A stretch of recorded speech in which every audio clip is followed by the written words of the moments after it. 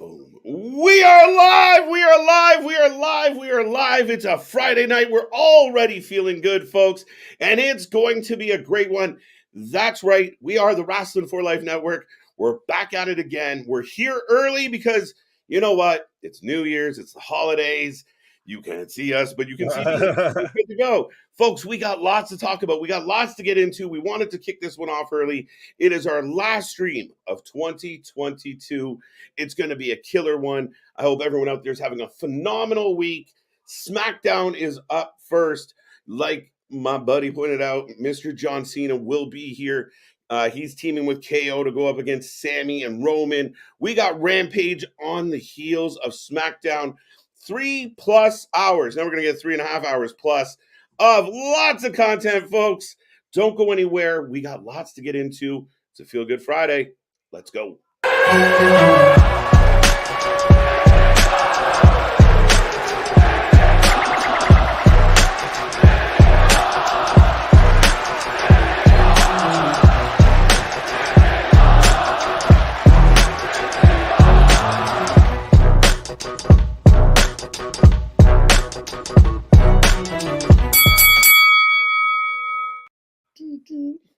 Ding, ding, ding. We are live. We are live. Like I said, we're ready to go. I see the chat filling up already. So, folks, get in there. Get it going. Light that chat up. We're going to be here all night long. It's a Feel Good Friday. Like I said, you have Mr. Every Night, KJ White, the Iron Man of YouTube, back with you. And, of course, I never do this shit alone. I got company. I got a friend.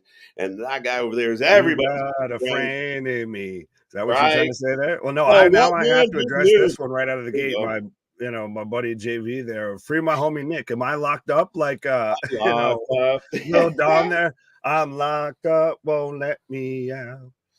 Here we go. Wrestling for Life, what? Big Nick, what? Iron Man KJ, what? Much love, fellas, what? And shout out Big Rig there for and the rest of the DWO. What up? What? What? No, folks, we're looking forward to it. Friday night is popping and we're ready to go. Like we said, it is our last stream of 2022. The next time you see us, we will be celebrating 10 months as a channel. And, with all the milestones and all the good stuff that's happened over late, 10 months. Look, Happy New Year. We like it. We like it. I mean, I like what I got, but that's a different story. It's the Hall of Fame. But folks, we're gonna get into SmackDown. We got lots going on tonight, lots of rumors, and of course, John Cena will make his first and only appearance of 2022 in the ring. Yeah, well, he's starting to get like the Undertaker of or like Santa Claus, like we just had, of just a little bit of shows up once a year of, because he had that streak for the longest time of he was in at least one match once a year, And I think it was last year was the one time that it had officially been broken.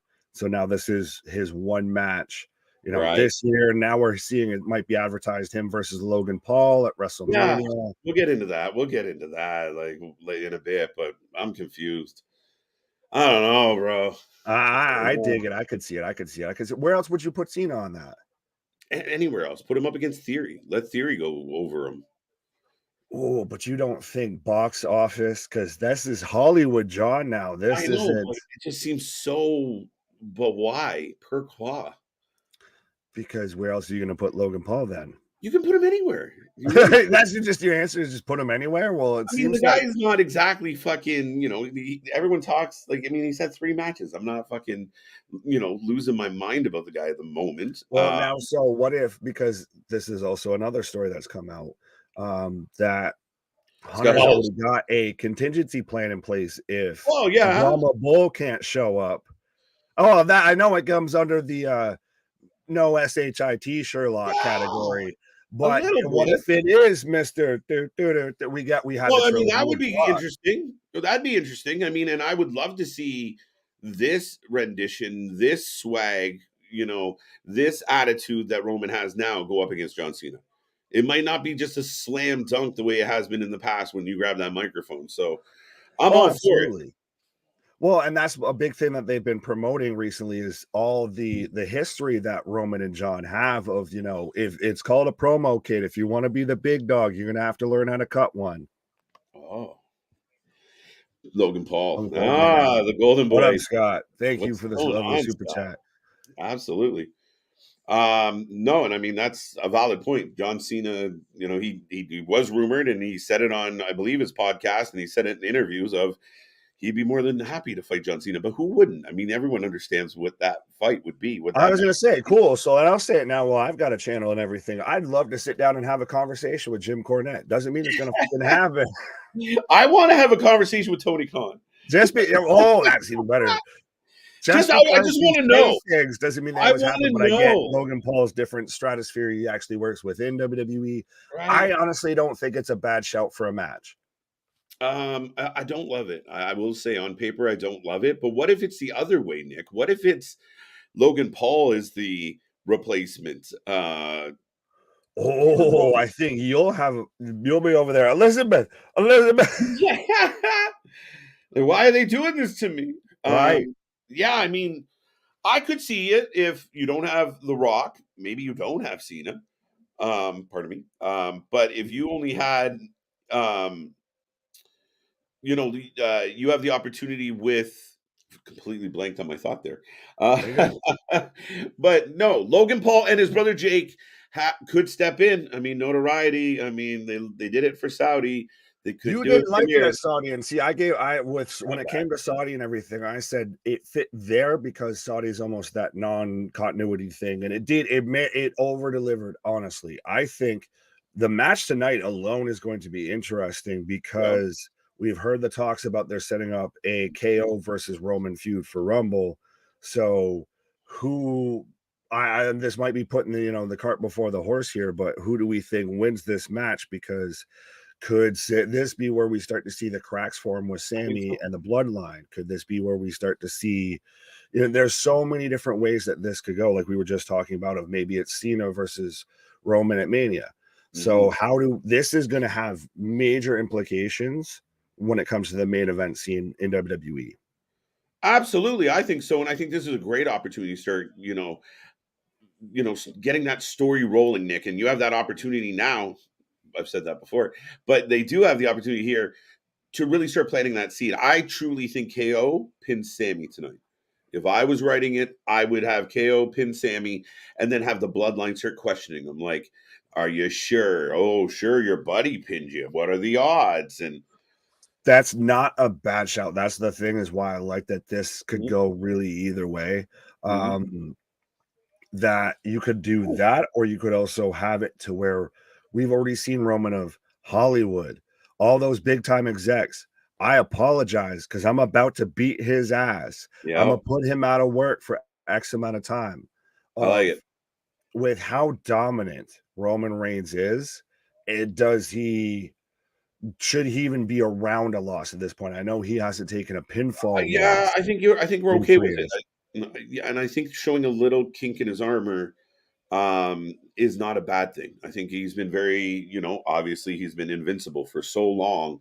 To put a little, he didn't get pinned. They can still give that whole stat of he hasn't been pinned since 1997, whatever the fuck. But they do have that running. They could get away with it here. But so I guess I'll ask you then from your end, if KO pins Sami, is that how you launch into Roman versus KO at the Rumble? I think so. I almost wonder how do we avoid potentially doing like having it almost seem like it's needed of Cena versus Roman before we get to KO. Yeah, no, I think you go KO up next. I think KO going after the belt one more time or another time and carrying a program into Rumble is not a terrible idea. Then again, really doesn't get to be in the Rumble, poor bastard, but I don't think he needs to be in the Rumble. Give him Roman, and then again, this could go a couple ways, and it depends. Like for people to write an article saying the WWE has a backup plan. Well, no fucking shit. You know what would be more incredible? The WWE doesn't have a backup plan. Like that would be more fucking. Roman's just going to come out there and cut a promo.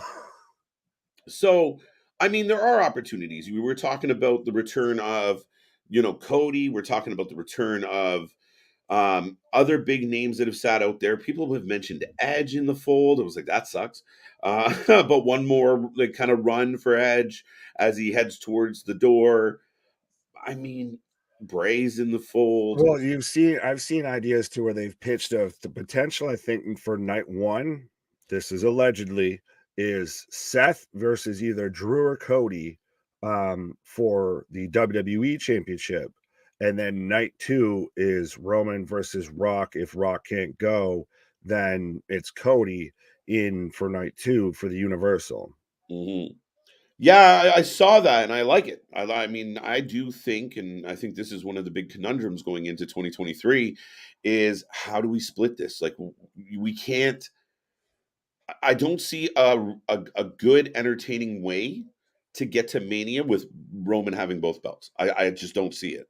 Well, you've seen the stories come out now of they're potentially thinking about introducing a new world title, or at least a new title, because obviously Raw needs a world title. I still think you introduce, and I know we've talked about this, if you give Roman Big Goldie, just make that the undisputed world title. Fair enough.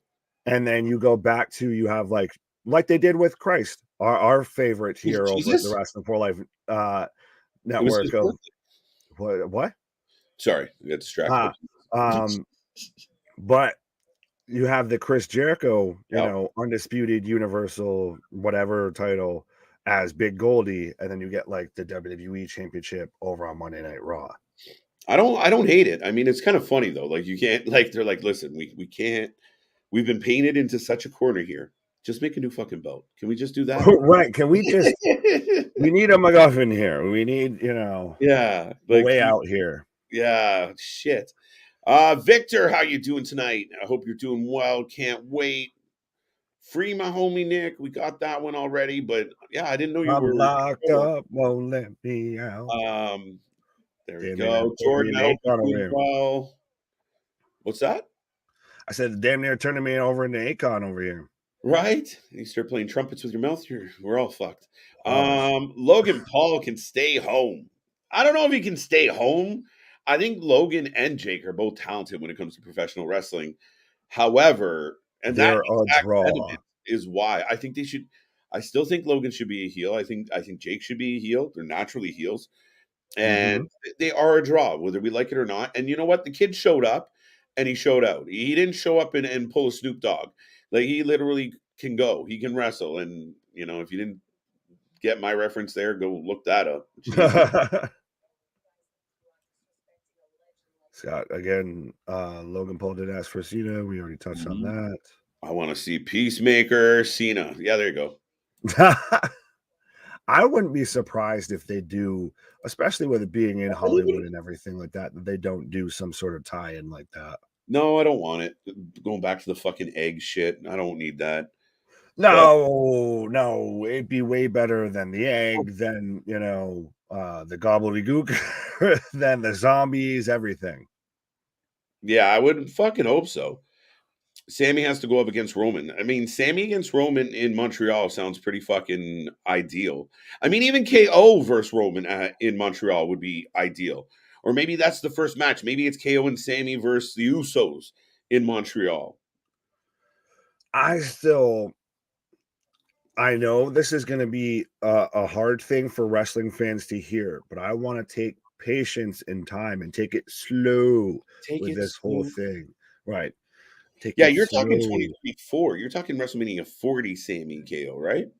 That's where I think we eventually get to that payoff and everything. So I think there's still plenty of time. There's plenty of, still meat on the bones here. Pause.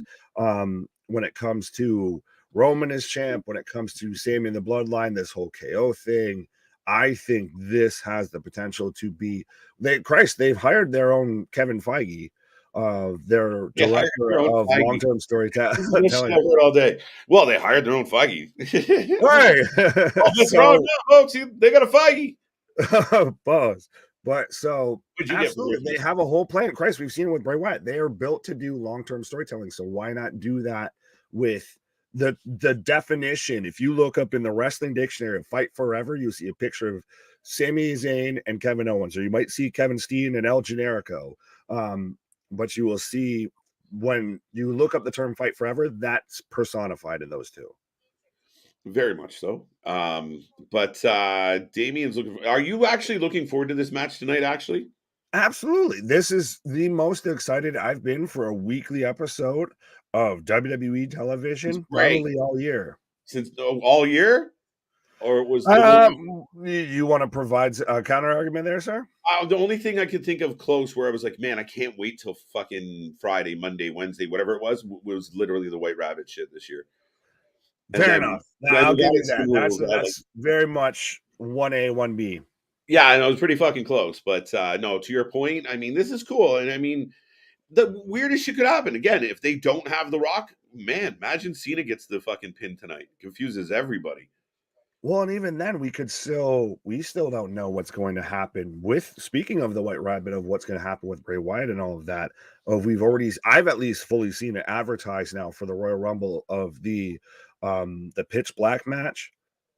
Yeah, and it's probably going to be Bray. Tied in with Mountain Dew Pitch Black, by the way. Just, just got to get that corporate tie-in. Yeah, that's the trade-off. Right. Nick Khan says, listen, we're going to sponsor some of this shit. And Triple H is like, okay, I'm going to go. I was going to say, well, if you're worried about, advertisement matches and everything and, bringing the Peacemaker in, if we've already got a match at the Royal Rumble advertised sponsored by Mountain Dew. Right. There you go. So, I mean, I'm curious. I want all this craziness with Bray to pay off in good wrestling and lead to I want to be a wrestling fan of the story. So we need to get there, and right. I hope it ties in. I don't want every time Bray's in a match, it's a haunted house match or a fucking Pitch Black match or a Firefly Funhouse, right? Like, just put him in a match. They did it at MSG the other night. Let him beat Jinder. Life's good. He beat Jinder, the former world champion. Right? So, yeah, man, that's where my head's at with some of it, is just you want to see the results of it. So I have no idea where I was going with that point. So no, you're fine. Bobby, what up? Polo said, what up? But best match of the night will be Sheamus and Solo. That's not honestly a bad show. Let's go banger, buddy. Banger after banger. This one has all the makings of a banger, and especially like the up and coming, smash mouth wrestler against one of the old guard. Whew, let's go. Well, and I'll ask you this because I've seen this a lot of. How do you feel about everyone comparing Solo to Umaga? Or as William Regal, who's now with WWE, because it's official, he's already had his last day with AEW. Right. Umanga. We will take on Umanga tonight. Yeah. But how do you feel that they everybody's kind of making that pretty hard comparison of Solo and Umanga? I mean, it's quite obvious. I mean, I think it's almost unavoidable. And I mean, once he did that tribute and then he kept it, like I thought it was a one night thing where he was just going to land the thumb and then we were going to move on. But I think it fits, right? Like he definitely, like if you said that's the Samoan bulldozer, you're like, okay, I believe it. Oh, absolutely. He 100% fits that, whole criteria, I guess, or that whole, he very much embodies that version of what you would think of Umaga in 2022.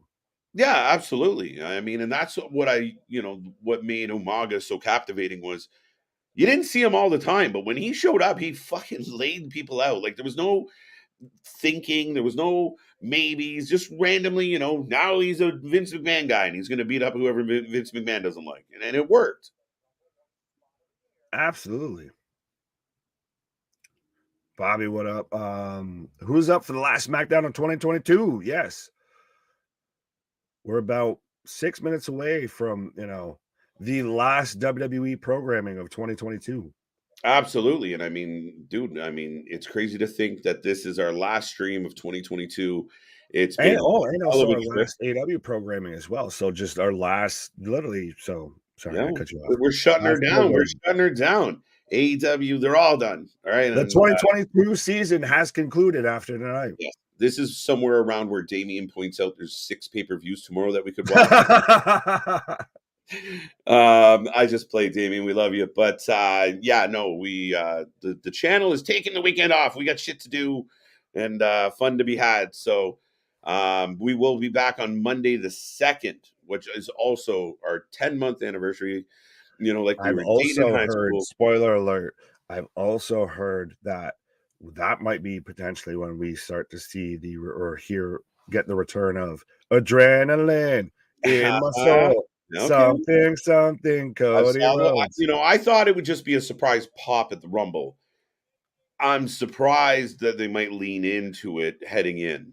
I think you still wait and get that at the Rumble. That's to me, that's your John Cena when he came back from his injury too soon, and you have that famous clip of him coming out at, I believe it was MSG. Just standing in the tunnel. You have even Hunter sitting there, huh? Raggy. Of Cena coming out. I think you get that with Cody 100%.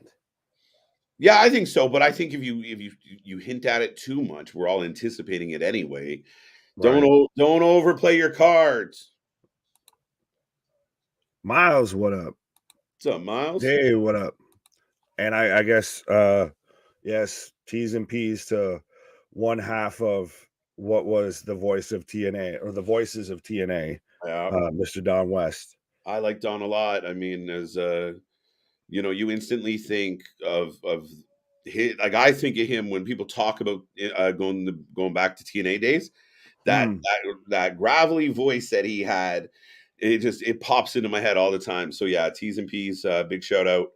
I guess he had been battling leukemia, so gone too soon. Oh, absolutely. Well, he was very much a voice of TNA. I think he was there towards the end of WCW as well. Like he always had that huge big pop and everything. And when a super huge move happened or anything like that, you could instantly hear him fucking ring out. Now, and I'll ask you this especially because you also, at least with me, I think of him so much with Mike Tenay. Do you think of like Mike Tenay no, more Impact or more WCW? See, I think Tenay more WCW overall. But when I think of that pairing, it's definitely stands out, right? Like it's kind of funny, but for whatever reason, when you say Tenay, I think WCW. Fair enough. And I guess I'll respond here with towards Bobby's comment of "We miss you, Don West, the voice of TNA Impact." And one of my favorite calls of, and it's still, I guess, one of my favorite TNA spots of all time is Elix Skipper with the Hurricane Rana off the top of the cage. Oh, yeah, that is 100%. Well, and even like I said, a guy like Don West makes that call 10 times better because you hear him react just like we do on the channel here and everything. That's why we're the alternative commentary. Right. You just hear him get that excited about something like that. And that's what I mean. And we talk about this a lot, Nick, especially with the current roster of commentary that we have to listen to on a weekly basis for wrestling. And I mean it, dude, like when you have those guys that just passionately give a shit about what they're yelling into the microphone, it makes all the difference in the world. Like it really does.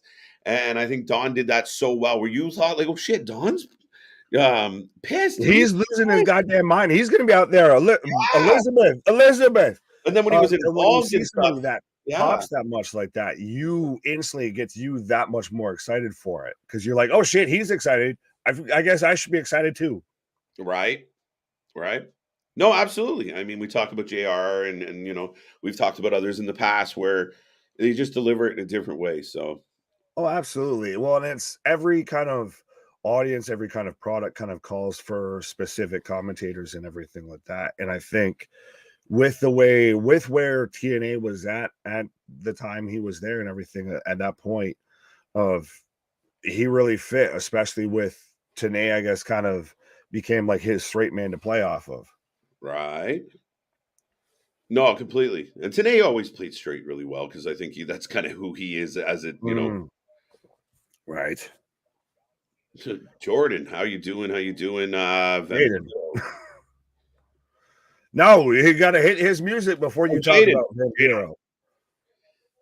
I like Vampiro. Let's go. Right, but no, have you not seen that from I think it was Triple Mania a year or two ago or whatever, to where he was supposed to do a run in. Yes. And he sat there and he was at commentary and he stood up and he's like, He needs to have his music before he can do his run-in. Yeah. That's what I'm saying. You got to put some respect on that man's name. You got to play his music before he can appear anywhere. There you go. You need to have that. You need to have the music. You can't do a run-in without music nowadays. Right. Same from Gary. What up? Jada, what up? Yeah. Everybody. Lauren's in the house. Jaden's here. JV's here. Damien's here. Bobby, Miles, Polo, Marco. And I see a whole bunch of y'all that are just watching us that haven't even said hi in the chat. Yeah. Just being disrespectful. Say hi. Don't be shy.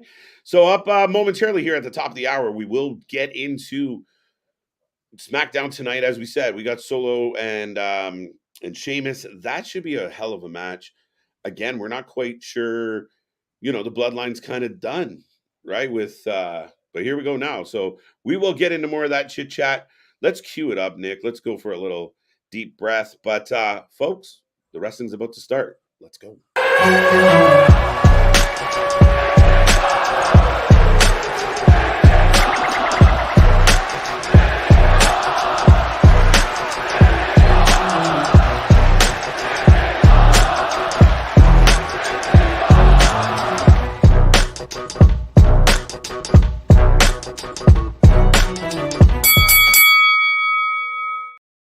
Ding, ding, ding. We are live, still back at it and ready to go, folks. I hope everyone out there is doing well. SmackDown is live from Tampa Bay, Florida tonight. And if you didn't know, in case you're just tuning in, I'm KJ. That's Big Nick. This is the Wrasslin for Life Network. That is SmackDown, and that's what we will be doing tonight until Rampage. And then we'll be doing that. So we got lots to do. Pause. Folks, it's Friday. I hope everyone else is feeling well and doing well. Of course, John Cena is back tonight. Blow up the chat. Give us a thumbs up. Say hello. Don't forget about Super Chat, Super Stickers, Super Fun. And speaking of Super Fun, Big Nick, how's it going, buddy? Oh. Absolutely. I'm very... we got Flash and shit. What? We got Bray. Away. So we have Bray Wyatt. So how you ended up ahead of me right now. But absolutely, how you doing, folks? Absolutely, 100%. We are here. We are live. We are the Wrasslin for Life Network. Absolutely. If we miss any of your comments or if you feel like supporting the channel or anything like that, we do have the Super Chat, Super Sticker option, all of that, because Bray Wyatt's, throwing his sticker, his Titantron everywhere. But we've got Bray Wyatt kicking off a stacked end of the year, end of 2022, end of the 2022 wrestling season tonight. Friday night SmackDown. Not fully a Canadian view of things, but yes, Bray Wyatt is kicking off this door, kicking through the door, kicking off this show. It's only 50% Canadian. Hey, do I get a half credit here? I'm like 50-50 here. Yeah, you're close. I guess I can impersonate a Canadian really well. That's pretty much enough to be Canadian, as you could have identified Tim Hortons correctly. Oh, I know my Timmies. I know my Timmies. But Kayla, good to see you. Kayla, what up? How are you? Lauren, how you doing? Jaden, it's Bray. It's definitely Bray. But do we get Uncle Howdy? Dude, I don't fucking know at this point. That's the thing. None of us know at this point. And I don't know. I've seen people like Howdy? Yes, I would like something. I've seen people, because go back to it's going to be the Fiend's involved because of how he's used the mandible claw and everything. Yeah, I mean, he's used the mandible claw. And again, part of this story is like a lot of people are speculating Monday we're going to get some type of answers for Alexa as well, because she's got the title match. Fair enough. I just don't even know with Alexa and everything. Like, that's the thing. That's the whole thing that's frustrating with this. I don't know. And I don't know why CJ's asking about a stick of butter, but butter is Shorts Gaming. I guess I'll let him know. But that's the thing is there's so many. I don't know what I missed, so I don't want to. On Wednesday, this officially became CJ's favorite named channel. Anyways, moving on. My boy down for some butter. So pause. Moving on. But with this whole Bray Wyatt, Wyatt 6, this Uncle Howdy thing. They very much need to start pulling some of these strings together. A little bit. All there for the White Rabbit of okay, we don't know where it's going. Now we want to know where the fuck we're going. It's all right. Are you sure you're not lost, Bray? Have you turned on the GPS? Have you updated your phone? Mm-hmm. Have you checked Google Maps? Yeah, and I mean, dude, it's no different than watching anything else. Like you need some beats. You need some, pace to the cadence of the story. Like you can have, we had that big moment at Extreme Rules, but how long ago was Extreme Rules now? That's the thing, because I've seen some people say, "Oh, you need, patience." Patience, grasshopper. Right, patience, young grasshopper. But still, at the same time, this has been going on for a hot minute. We at least need to have step one. I feel like we have not even gotten there yet. Yeah, no, absolutely. I mean, they're showing right now of him randomly attacking the cameraman and everything. Like, how? Someone explain to me right now in the chat how that fits into all of this. Dude, I mean, I just think that's the problem right now is everybody, there's just a list of questions. More questions than answers. Right. My name is Bray Wyatt. He went to the Paul Heyman School of Cutting a Promo. My name is Bray Wyatt. All right, folks, if you're following along at home, Bray Wyatt is in the ring. He is cutting a promo. I don't think of myself as a good person. Same, Bray, same. Don't regret much. Okay. A-Town, that's a pause. Pause. That's a pause. All right, that's what that is. That's a pause. Oh God, pause again. The peanut butter box. All right, I'm just stopping. y'all need Jesus. Do you want to see Karrion and Bray? Not now. Not soon. Not now. LA Knight. Bray's talking about how he attacked the cameraman, but he didn't deserve it and everything. Remember, he just does what the circle tells him. No, yeah, and the the star of the show. Yeah. Folks, I want to get it. Let me know, I guess, in the super chats, all of that of, which is more over, my what or LA Knights? Yeah. Yeah. All right. You hijacked the gimmick. I'm hijacking the gimmick. Right. But I love it. Yeah. Well, I've seen people even, like I said, this is wild reaching hypothesis and everything like that. To where LA Knight's it's Uncle Howdy recruiting people. Of LA Knight's gonna end up being Mercy the Buzzard. Of this is how you're gonna get your Wyatt 6 that you've been harping about the longest time. You're telling me that LA Knight went from being LA Knight to Max Dupree back to LA Knight. Now we're gonna turn him into a fucking buzzard? Stretch a little bit. People thought Grayson Waller was gonna be a buzzard. Well, because they wore the same shirt. Just because the man likes Hawaiian shirts doesn't mean anything. You're still convinced it's just Bray. We're getting a pitch black match. We're getting a cinematic match, basically. Like, tell me where I've been wrong. I mean, I can't argue, except the only argument I have against the crowd is actually standing up. There you go. The only argument I have against you right now is the fact that we physically saw another being present. And if that still reverts back to we did Extreme Rules. No, but that was him. No, we saw all the puppets and everything in the crowd. That's the most we saw of Uncle Howdy is just in fucking getup. And he just laughed. I don't know though. LA Knight is over. Is LA Knight not more over in this whole feud than Bray Wyatt is right now? He's had the best parts. He's played the hero. Now they're giving him the what chant, and he goes, yes! Able to get this over. This is why this guy is a fucking pro, guys. LA Knight doesn't fuck around. He's got the mic. He's cutting into the promo. The crowd starts giving him the what chant, and he goes back at him right away. Huh?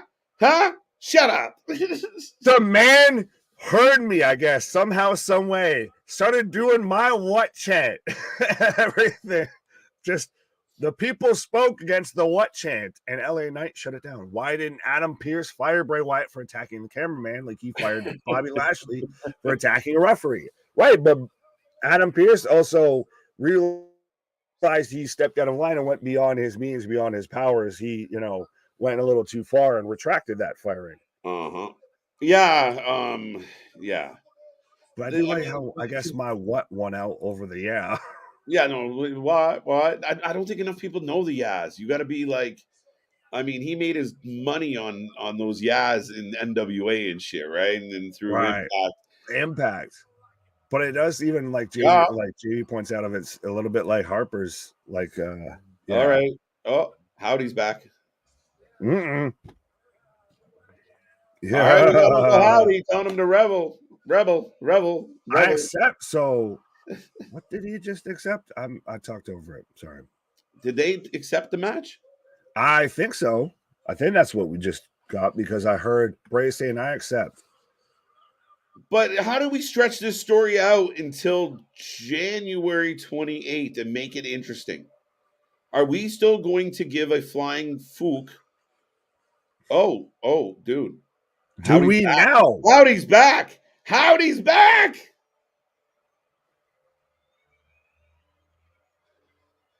I like his music too. Can he keep this music? Can Count Dracula? That's not nice. And not wrong. Jordan, what up? Yeah, but so I still hate the fact that he comes out in all the fucking prosthetics and all the fucking getup. Like, no, why do you hate it? It's an actual fucking person. Go away. It's going to go away. It's a costume. I don't know why that's got you so mad. Because it's been going. It's twice now. Well, they're not trying to sell you on that. That's the human being. We're supposed to believe that there's a person. But so then, fucking why? What do you mean? Why? We don't want to know who it is. Doing this now? Why did you lose the plot on that? No, because this is just gets B-movie horror shit. If he stayed that way, yes, but when he takes the mask off, like Bray did, we're like, oh fuck, there's a dude. Nobody expects him to stay Howdy. But how do the Eric Bischoff at the wedding ceremony of? Did someone say 3 minutes? That was amazing. Did someone say Uncle Howdy and he just pulls it off and it's Bo Dallas or something? That moment, yeah, that turned me into bothers me.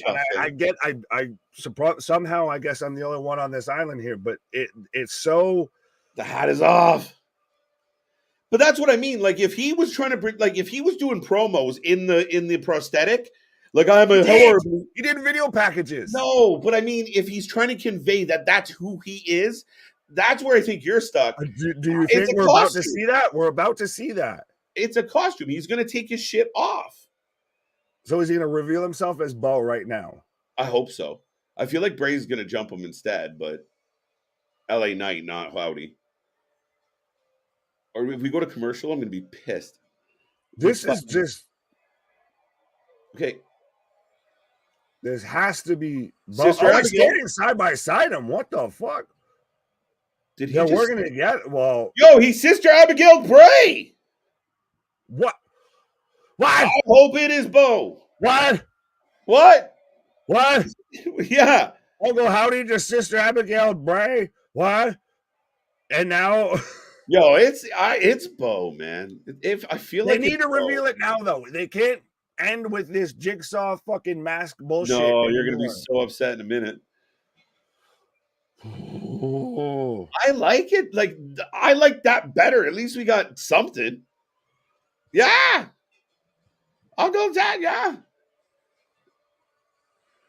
So I don't know unless this becomes Bo's version of, or I guess equivalent. I get somehow like the Fiend. I guess if we're gonna do full paranormal, we're gonna go full like David the Undertaker. But this isn't necessarily paranormal. It's a dude in a mask hiding his identity. It's not a ghost. Yours is more paranormal, like it's 6 Brays. But Bray just got hit. You've been the one I'm out there for the. I haven't said it's 6 Brays. You've been the one wanting the Wyatt 6 and everything. No, Wyatt 6 and 6 Brays are different things. I never said it was 6 Brays. I thought it was just Bray versus himself. Yeah, but 6, like, well, I pick a number. Faction. What comes around I is think it's all a faction. around. I think there's numbers involved. I think somehow Alexa gets pulled into this. I think there's more to it. I feel like Titus O'Neil of just over here of like, what the fuck should happen? Yeah, I didn't expect that though. Howdy lays out Bray Wyatt, folks. It's a sister Abigail on Wyatt, as we've got now Sami talking to the special counsel, Mr. Paul Heyman. He just took the hat off, guys, but he didn't take the mask off. Yeah, like if they were trying to convince us that that was Uncle Howdy forever, we'd be like, what the fuck? But at some point, they're going to pull a mask off and it's Scooby Doo. We're good to go. Right. But I'm saying, I feel like you knew still under the Fiend, it was still Bray Wyatt. It was just his like supernatural form. I feel like that's what they're maybe going to do with this, with Bo Dallas. Because he's done the spooky vignette packages and I do what the circle tells me and yada fucking yada. By the way, we got Sami and Paul in the back. Paul's amping up Sami, getting him ready to go. Sami. Uh-huh. Now this is the right optic. I still, to this day, my favorite wrestling personality, my favorite human being when it comes to professional wrestling is Paul Heyman. Yeah. Hard to argue.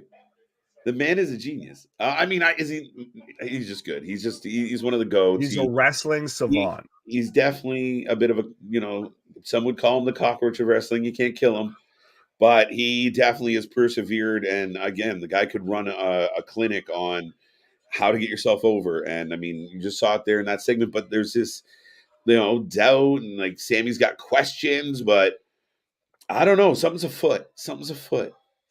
I'm still going to be interested of if what you say comes to fruition of this is where we start to see the cracks form of Sami in the Bloodline.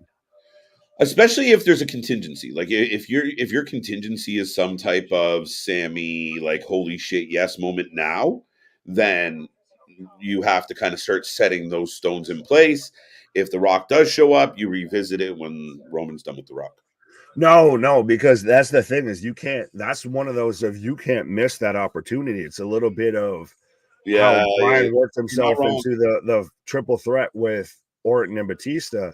It's one of those that right now, if Sami Zayn, if this is his opportunity, if you can build this moment, this movement, Rock can piss off, or unless you're going to do like I've said before, if you do Roman both nights, of say, first night he goes over Rock, second night he loses to Sami Zayn. Could you imagine? And first, would Rock do that? You're going on the first night. Second off, you end WrestleMania 39 in Hollywood with Sami Zayn as either your WWE, your Universal, or your undisputed Universal WWE champion. Yeah, I mean, and if you do it and you follow this the way it is right now and you catch it where it's hot, you're completely right. You can't. This is my problem with Bray is we're stretching it a little too far. Even though tonight I finally was content with a Bray moment where here he is and he comes out and cut a little bit of a promo. LA Knight is a fucking star. If anybody has slept on LA Knight and didn't know LA Knight until he was Max Dupree, I apologize for that. But yeah, I mean, like the little nuances and every movement, and like even when he talks, we talk about him like being like The Rock, where like when he goes to talk to the crowd, he snaps his neck around, so it's clear he's talking to the crowd, and it's just those little nuances that I love out of LA Knight. And for him, they're throwing what chants at him, and he gives them the old, huh? Shut them right the fuck up for a second. That what it is? Is I'm just LA Knight of the channel here. I just what? Yeah, but no, 100%. I'm so glad they went back to him being LA Knight. Absolutely. I've already heard the rumors percolating and everything that he's going to be involved in a a match at Elimination Chamber for the Intercontinental title. Yeah. I think it's him, Gunther. I think Sheamus might be involved. I think Escobar's involved. Like, that's the thing is, this 100% has upper mid cards. You could even see him taking a shot at Roman. Yeah, you really could. I mean, and again, we are preparing ourselves a little bit for a post-Roman world, right? Like, we all feel like this Roman reign is going to hit that point where he's got to give up the strap at some point.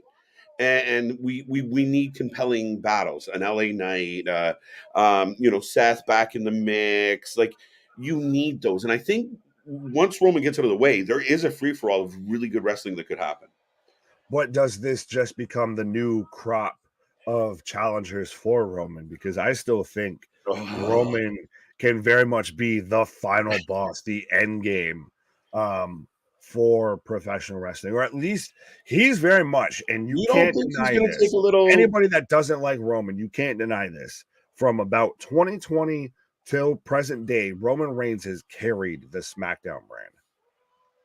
Yeah, like, I mean, again, and we talk about some really lean times where literally Roman was the only thing. You would just literally be thrilled to see the Roman Paul segment, especially if Brock was involved, and the rest of the show was hot garbage.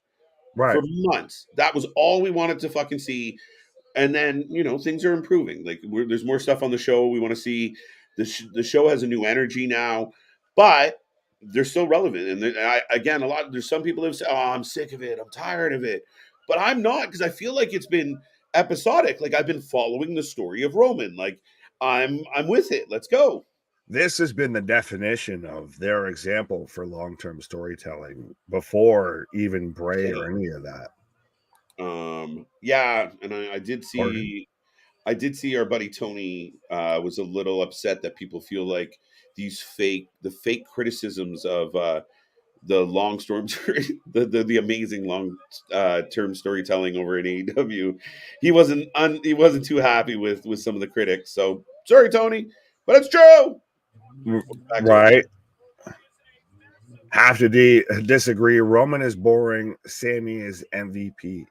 But still, that's where we go back to Sami's. Well, you need a by the way, thank you, Scott. But that's when you go back to Sami's. Right now, he's in that yes movement, that Kofi Mania spot of if Sami Zayn walked out of WrestleMania 39 world champ in any form or fashion, everyone's losing their fucking mind. I think so. I think it would be one of those oh my god things. And within that match, if it was that build of like, oh my god, he almost did it. Oh my god, he almost did it. Oh no, he's definitely not going to do it.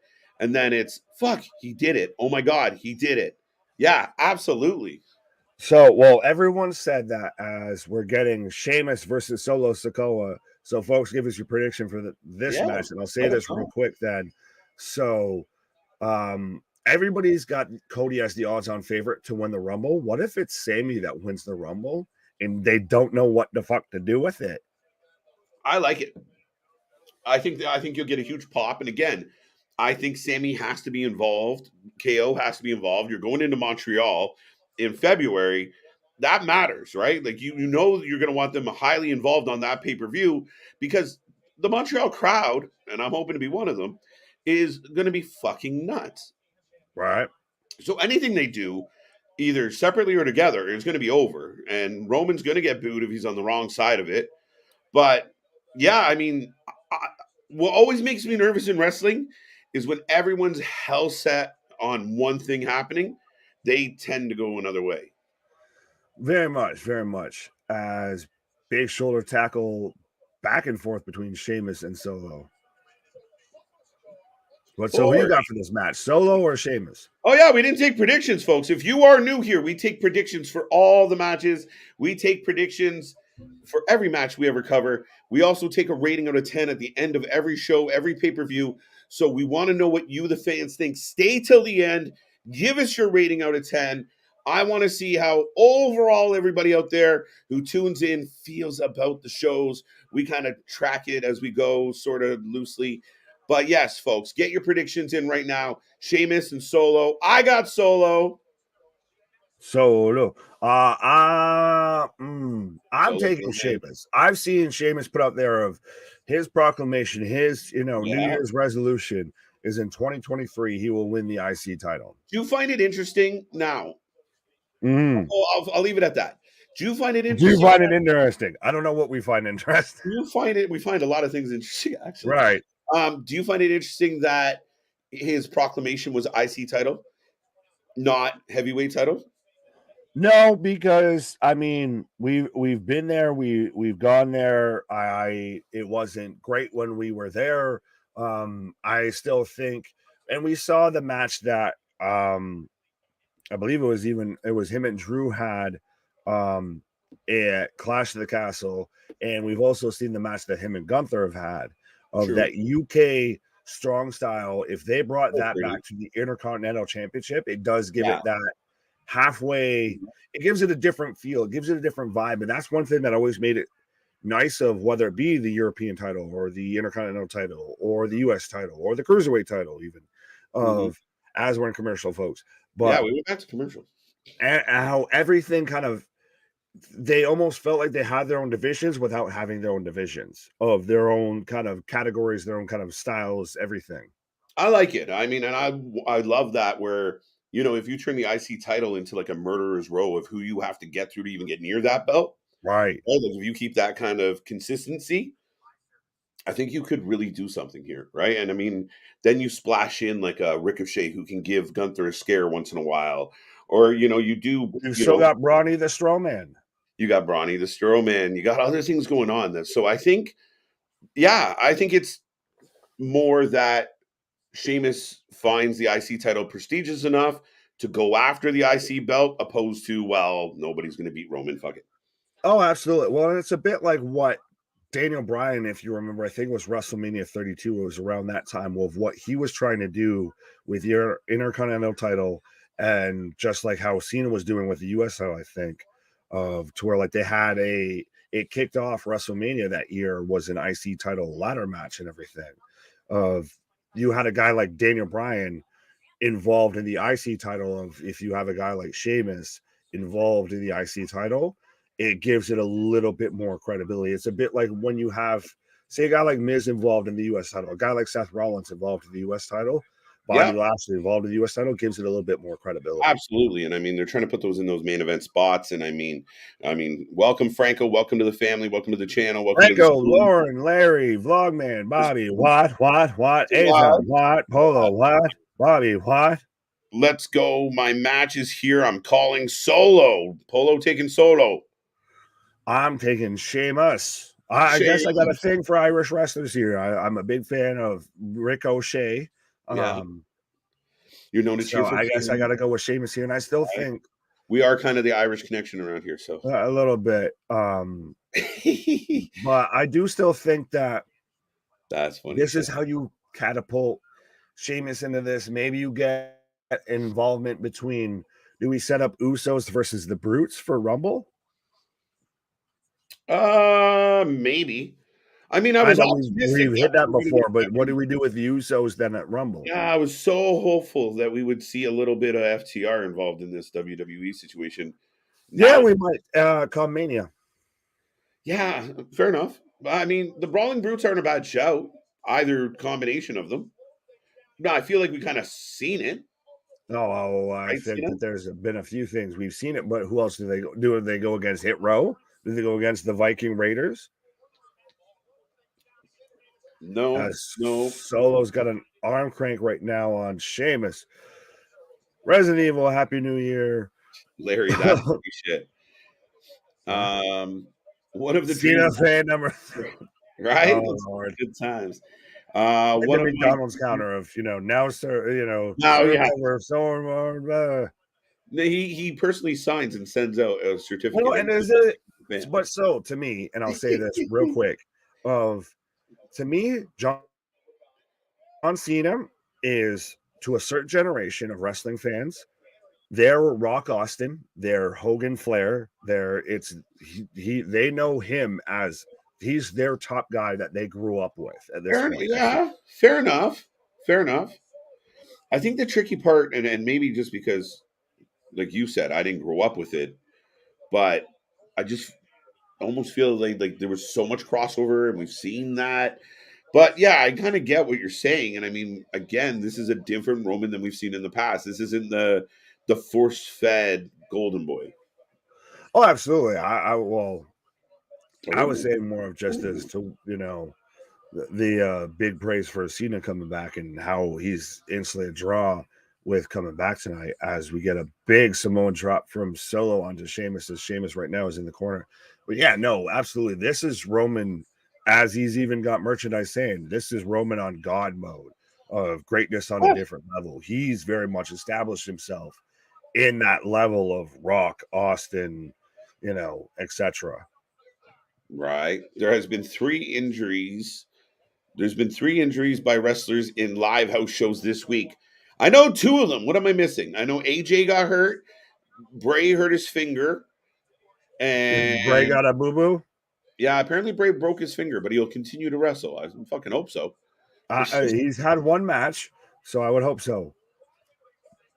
Sheamus right now just throwing elbows at Solo.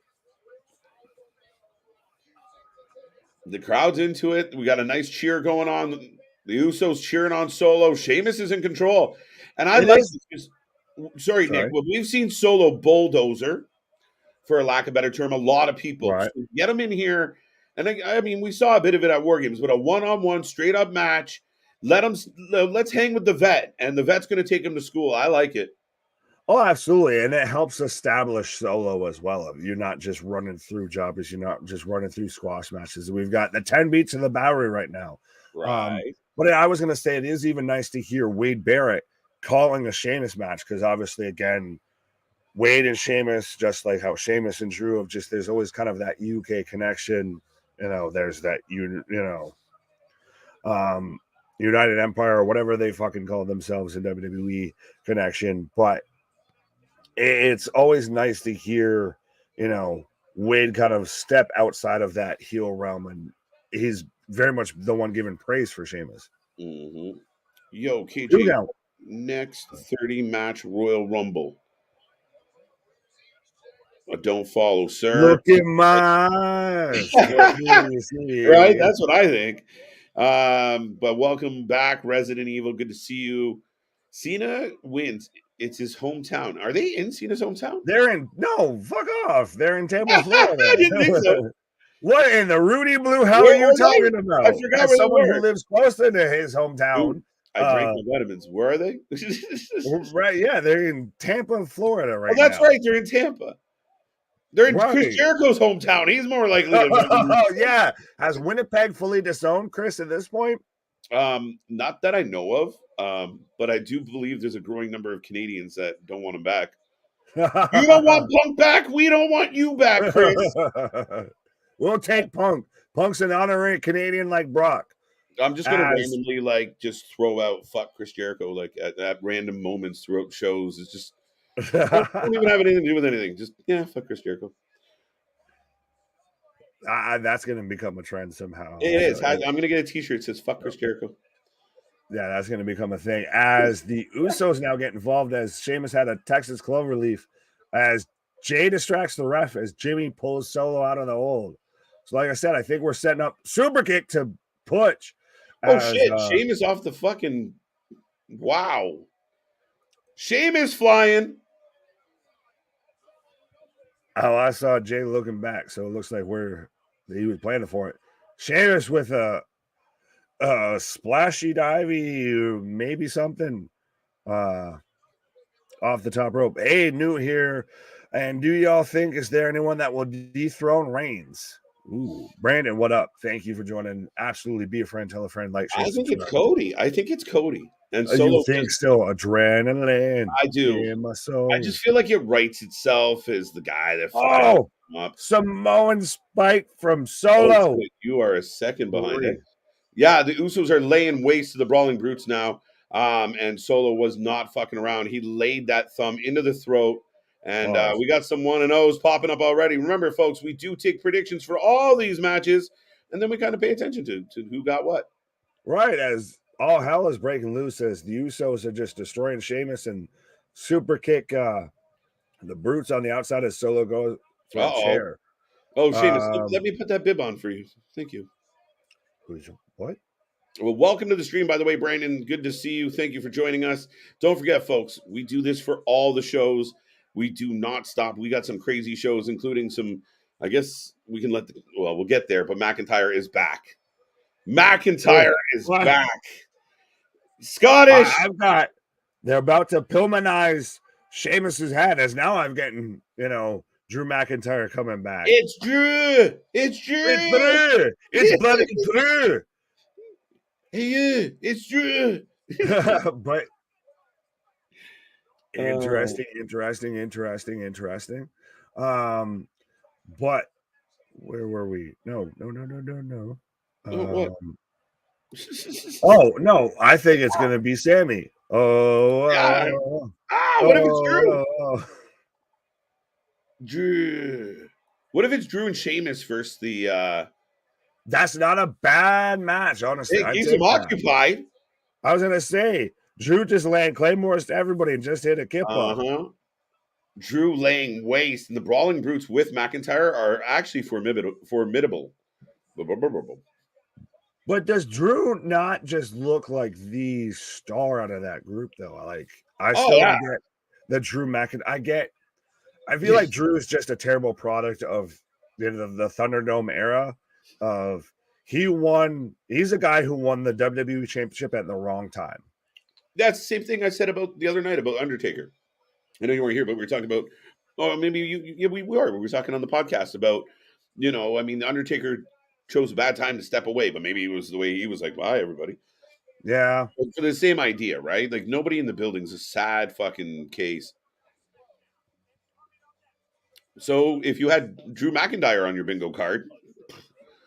Yeah. So, already we've had, so far on SmackDown, we've had Uncle Howdy give the Sister Abigail to Bray Wyatt, and now we've had Drew McIntyre show up and lay waste to the Bloodline after Solo Sikoa picks up the win. Definitely Bo Dallas. It's definitely Bo Dallas. Or is it Vincent? I don't think Vincent would be a wow enough moment for everybody. I think Bo is a better. Who instead of woo? Who? Were you guys saying Boo Earns? I was saying Boo. And Boo Earns. That's what that would be. I'm saying who instead of woo. Yeah. The UK trying to colonize. Well, yeah. I mean, that goes, I think, kind of the other way, too. We're full. I feel like they might have been there before. Right. But no, shout out to Raquel Rodriguez with her Superwoman powers here. If she's managed to heal from a broken arm in what? Yeah. Like 2-3 weeks? Mm-hmm. Yeah. And she took an absolute beating to that arm. And she even went over Liv, former champion. And she went through the whole gauntlet with a broken arm. And even to where I think at one point they pulled the brace off and you had Shayna putting her into the submission, everything. But so that's, I think, the match we're getting up next is Shayna, Who's what? Sorry, I got my angry heel ladies mixed up. It was Sonya Deville, not Shayna. Gotcha. But so who do you got for the SmackDown Women's Championship? Ronda Rousey or Raquel Rodriguez? Because I feel like that's the match we're getting up next. I don't see Ronda losing anytime soon. Not like this. I think she, again, marquee value. They will carry her as champ all the way to Mania. I don't think a lot of belts are changing hands prior to Mania. You don't. I've seen this match advertised for Rumble. That's why on one hand I halfway want to go with you. But I almost wonder if Raquel picks up the sneaky win here and then we get a rematch at Rumble and that solidifies Raquel as champ and it takes Ronda and Raquel both out of the Rumble. Because that's the thing is, to me, I'm booking Rumble more on who I think is going to win the Rumble matches. I think Rhea wins the Women's Rumble match. And if I had to put betting odds now, I'd say probably Cody wins the men's. Okay. I mean, that's a fair shout. I still think the closer we get to Rumble, the more and more I feel like Charlotte Flair is going to win the Rumble if we don't see her prior. That's up next, by the way. Right. But I will take a minute real quick, Nick, as we are in this commercial break, just to remind everybody, if you're just tuning in and you've never been here before, you just stumbled on us by accident, we are the Wrasslin for Life Network. We cover all the shows. We do this for every show. We are the alternative commentary. We are the live reaction. It is the most fun you can have watching wrestling ever. So might as well join us because we're just taking over anyway. So it's been just hit that subscribe. It's free. It doesn't cost you. Just do it. Right? But join in, folks. We do this for all the shows. Like I said, AEW, New Japan.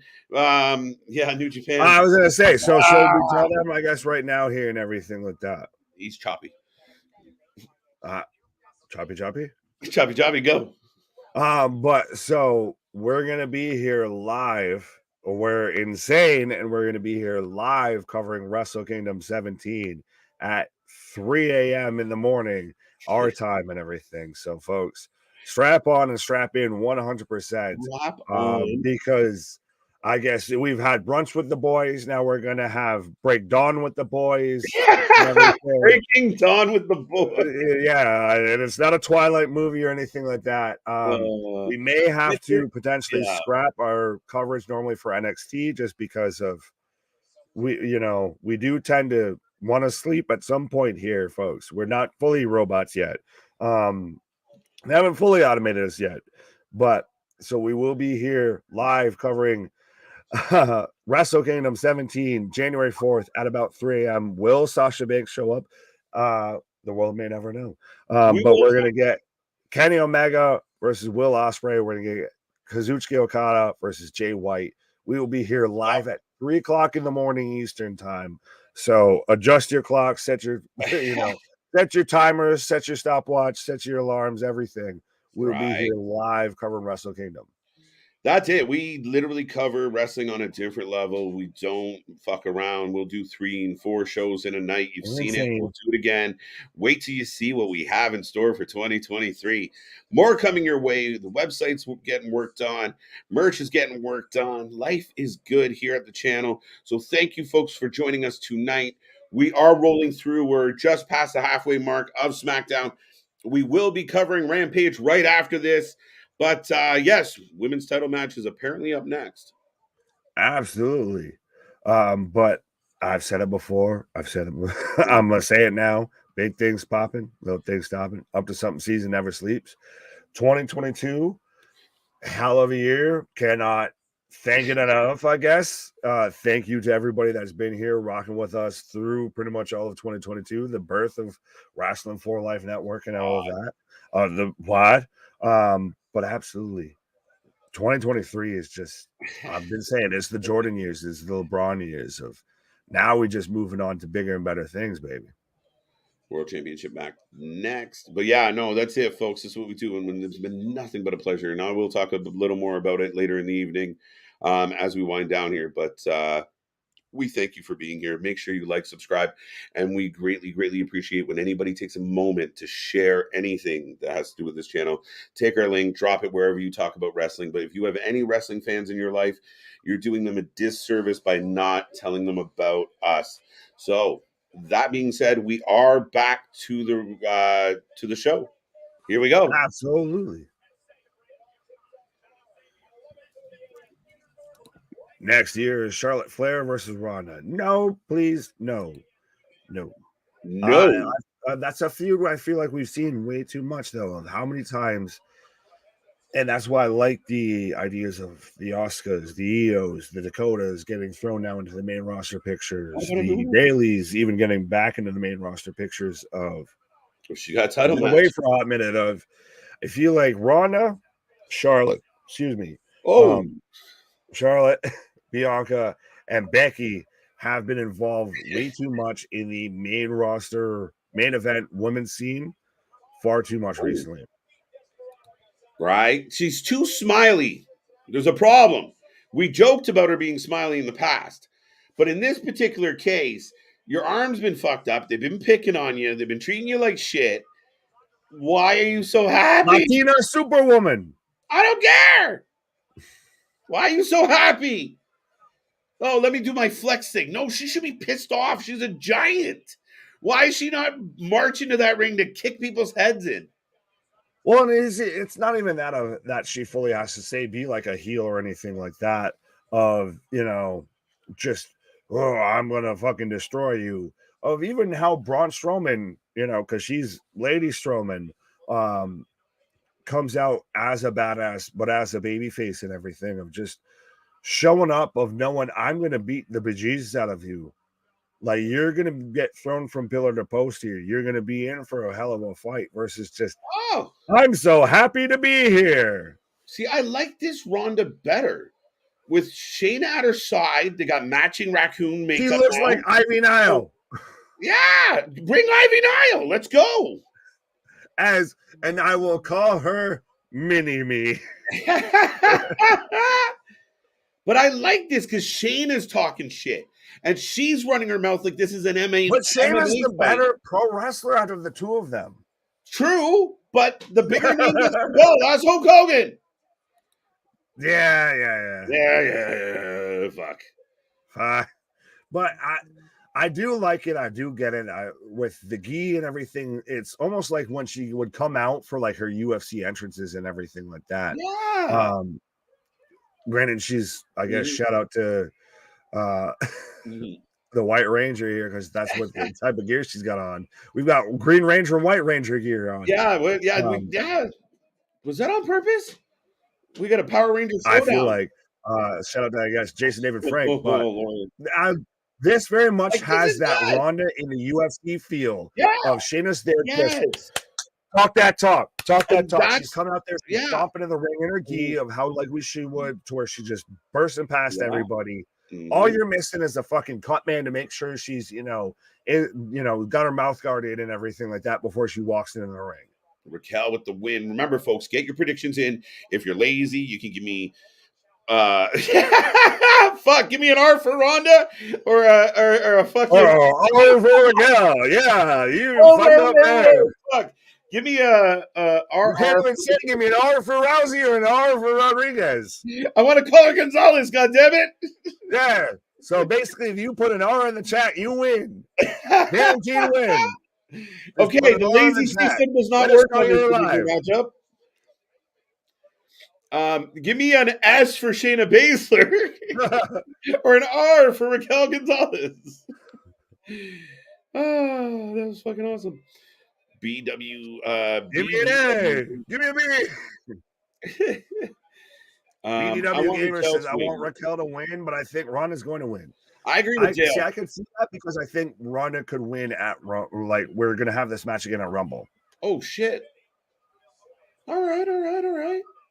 But see, I think that's the problem. When you bring in someone like Ronda or Logan Paul, when you bring those athletes in, that most of their drive is on that negative heel, right? Like it's that game face, that the outsider. You're the outsider. Not even that, though. I mean, when they're in MMA, when they're in boxing, when they're in fighting, they're putting their game face on to get angry, to dig in. So when they show up in wrestling and they're supposed to be a baby face and bubbly and happy, it's not their natural state. So she totally sells better and is more convincing to come out with a bad attitude. I could debate that, but that did not go well. You can't even. We can talk about that on a Rumble or something. Because I could go deep into that, but Raquel went to dump Ronda back into the ring on the bottom rope and just no. Well, Ronda can't wrestle. Splash. Raquel Strowman. Ronda is the Raquel Goldberg into the turnbuckle there. Without the 3 moves. The 5 moves of doom? No, it's 3. The other 2 don't count. Cody or Solo? 4. Sounds like a date question. Cody Rhodes or go solo? Do you have adrenaline in your soul, or are you solo? Or something. Cody Rhodes. Ripley will be the person to be thrown Ronda Rousey at WrestleMania for SmackDown Women's. I don't know. I don't know, Damien. I don't think so. No. Oh, Christ. If we're early, long distance prediction here. I'll do this. Long distance prediction is you have Becky? No, you have Rhea go over Bianca. Yeah, 100%. At that point, I think Bianca still wins it back, or vice versa, whatever. Of even Bianca stay the challenger, but you have those two have become the Becky Charlotte of this generation. I feel. Yeah, in a sense. Scott still You're thinks way up there. No, I read that they want to put Judgment Day on SmackDown. I've heard talks about different draft moves and everything like that, but still, the whole WWE draft is still booming, very much debatable. Up It'll in the be air. here soon. Yeah. What the fuck are we It doing? could happen, should happen, maybe happen. Well, because I've even heard talks of to where Bobby Lashley goes to SmackDown and Drew goes to Raw. Well, clearly, I feel like after could at least hit the thing. There we go. But absolutely, folks, as KJ takes a little pause for the cause there. Sponsored pause for the cause. But I feel like that clearly after tonight, we've seen that Drew's not going anywhere on SmackDown. I think this whole draft talk has been very much up in the air, has been very much speculated, all of that. Christ, we even just saw the news that Dragon Lee's going to NXT. So are we going to get a whole draft involving even NXT superstars? Do we get Braun Breaker drafted somewhere? Do we get Carmelo Hayes drafted somewhere? I think very much that this whole draft talk is still, at this point, I'll believe it when I see it. They already canceled Becky Lynch versus Ronda Rousey. Was supposed to happen next year at WrestleMania, but WWE is planning Ronda versus Ripley. That's what I've been hearing. I have not heard that, Damien, but I still think you've already kind of missed the boat with Becky versus Ronda. You could have had that when at 36, I believe, or 35, when you had Ronda, Becky, and Charlotte. You didn't need Charlotte in that match. But right now we're back in action as Ronda rolling right now Raquel into a not exactly a stretch muffler, but a like side leg hold, submission hold. Pause. Nick Roman and Sami, or KO and John. Ooh. We'll get there when we get there, BDW, but I still think Roman takes it at the end of the day.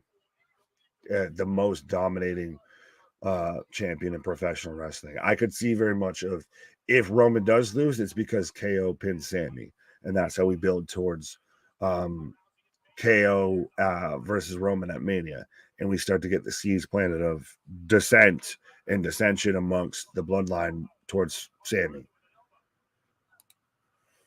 I want to see Lance Archer versus Braun Strowman. That's one of my dream matches. What do you think about that, KJ Nick? Well, I don't.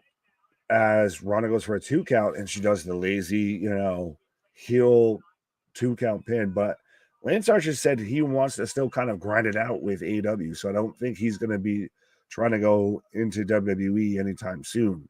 Now, granted, if he somehow gets future endeavored by AEW, that's neither here nor there. But as Ronda's right now working the injured arm of Raquel, but we've even seen to where AAA now doesn't want to put titles on anyone from AEW because of their business workings, their partnerships, what have you. We had the whole issue with Sami and Tay as champions there. Raquel picks her up into a Samoan drop. Lance Archer, the Butcher and the Blade, to join the House of Black. That's not a bad shot. I could see very much the Butcher and the Blade. They would be a perfect fit. Like I said, with Lance Archer, I've seen he still wants to just kind of grind it out and do what he's doing. If he still wants to work with Jake the Snake, he still kind of is pretty much content where he is. Oh, very much planned spot there of Raquel hitting Ronda with the bad arm for a clothesline after 2 straight clotheslines with the other arm. For a 2 count. But so, folks, if you haven't given me your prediction so far for this match, let me know who you're taking. If you haven't done so already, hit the subscribe button, hit the like button, hit the share button, ring that bell like they do at the start of every match, because this is, the final stream, the final countdown for professional wrestling in 2022. And then we're off, rocking and rolling into 2023 to where, like I've said before, big things popping, no things stopping. Up to something season never sleeps.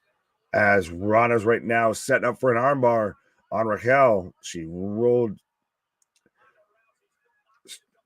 going for an armbar on the bottom, and she's doing too much time taunting.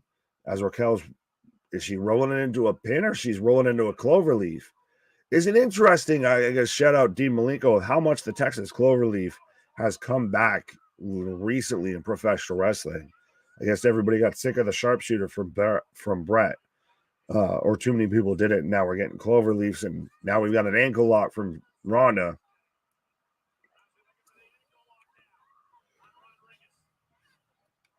She's got Raquel pulled into the center of the ring now.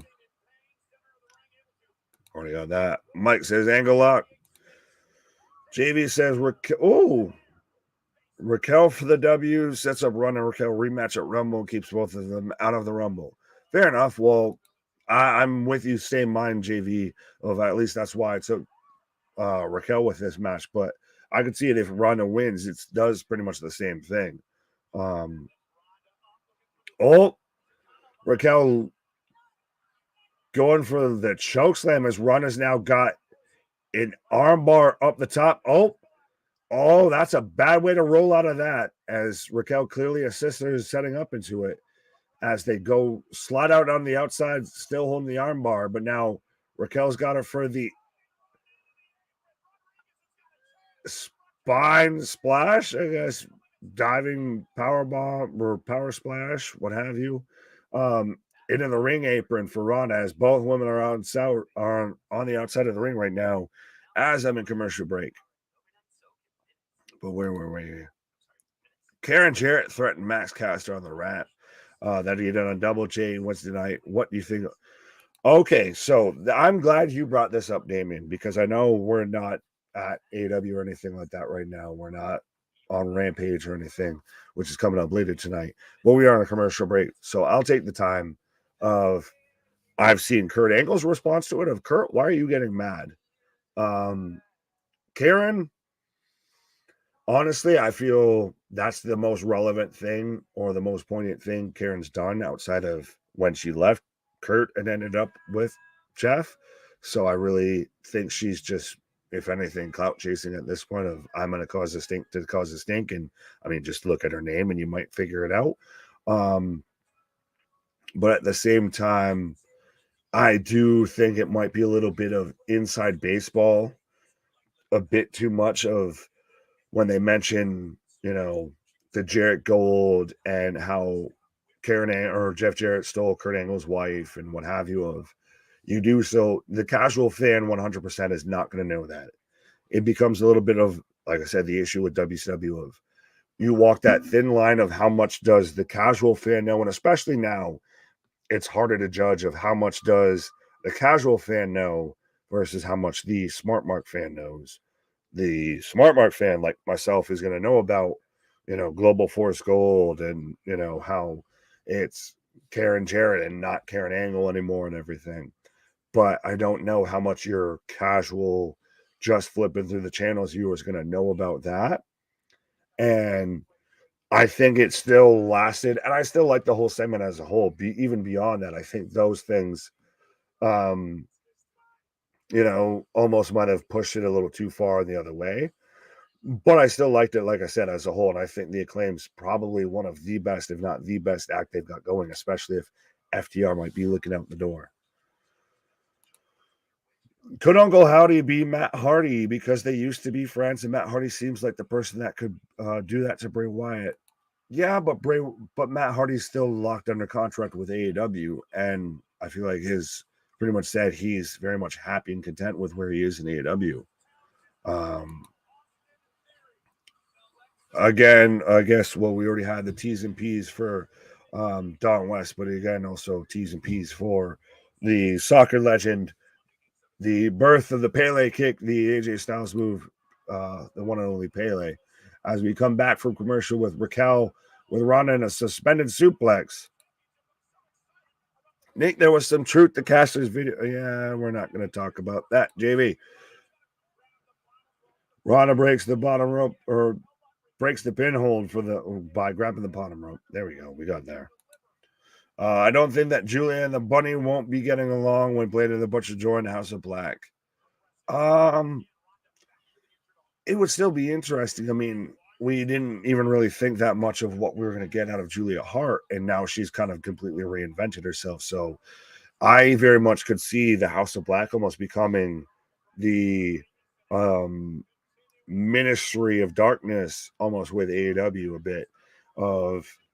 We've had people in WWE that were supposed to kind of take the mantle from Undertaker. So what if maybe Malachi or Alistair does his version of that in AEW? I could see that working 100%. Raquel rolls out into a follow-away slam. Wow. Oh, and Michael will make sure to clarify that Raquel was medically cleared to compete in this match tonight. Yes, he's still under contract with AEW. Bobby, why? Why? What are we talking about, Bobby? Afraid to bury him, and if you doubt my words, that's exactly what I meant. How I met Lethal. Okay, fair enough. No, I don't doubt anything. I like being on YouTube. As Raquel's got Ronda again, we're going back to the same spot of she's got her up for like almost a choke slam, and now Ronda's got on a rear naked choke, and she's taunting while she's got the rear naked choke in, like she's fucking riding a bullet, like your local fucking watering hole of that's got the mechanical bull and the spiciest hot wings in the state. Of she's sitting there just got Raquel on a rear naked choke and just taunting the whole time. This is where Raquel is very clearly going to hulk up as she is right now. And even Wade Barrett makes a reference to her, like, riding the bull. Pause.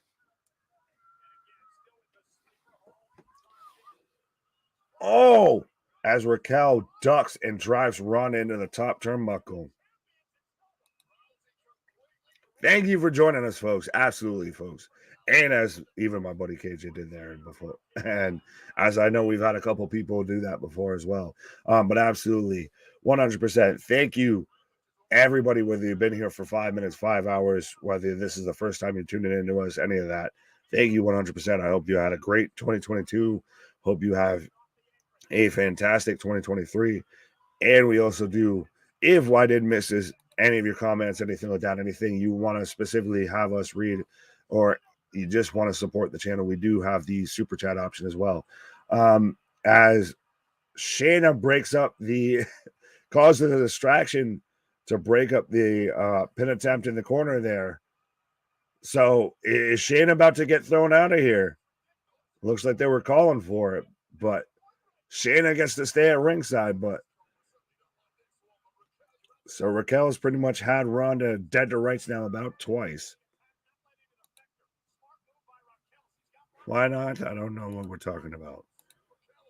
The ref is blind. Yes, well, that's always been a ongoing discussion when it comes to professional wrestling referees of, do they have to pass an IQ test? Are they the three blind mice of it is part of, I guess, the whole, yeah, the whole kit and the caboodle of, oh, what happened here? Right. Did you see? Oh, look at this. On the top rope. Have you ever seen like a super armbar? No, this is amazing. This is actually really visually, like, it's crazy to see this.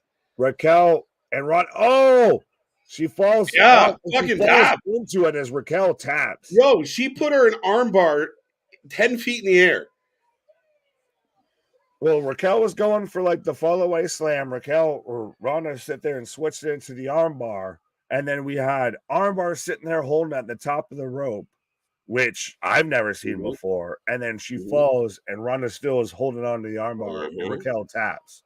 So with this kind of victory, how does this story carry on? Like, is it just, oh my, I would have beaten when I heal up, I'm gonna whoop your ass? Yeah. I think there needs to be more. That's what that is. Yeah, fair enough. Or you have Raquel versus Shayna a week or two before we go to Rumble. There you go. Yeah, so I say I get it, but at the same time, I mean, wow, what a finish to this match. Wow. Right. And I was surprised by Ronda in this match. Granted, wasn't perfect, but I still feel like as much as she talks shit about professional dude. What the dude? Da, da, da. The queen. Wow. You can take everything I said before and just take it up on a cliff.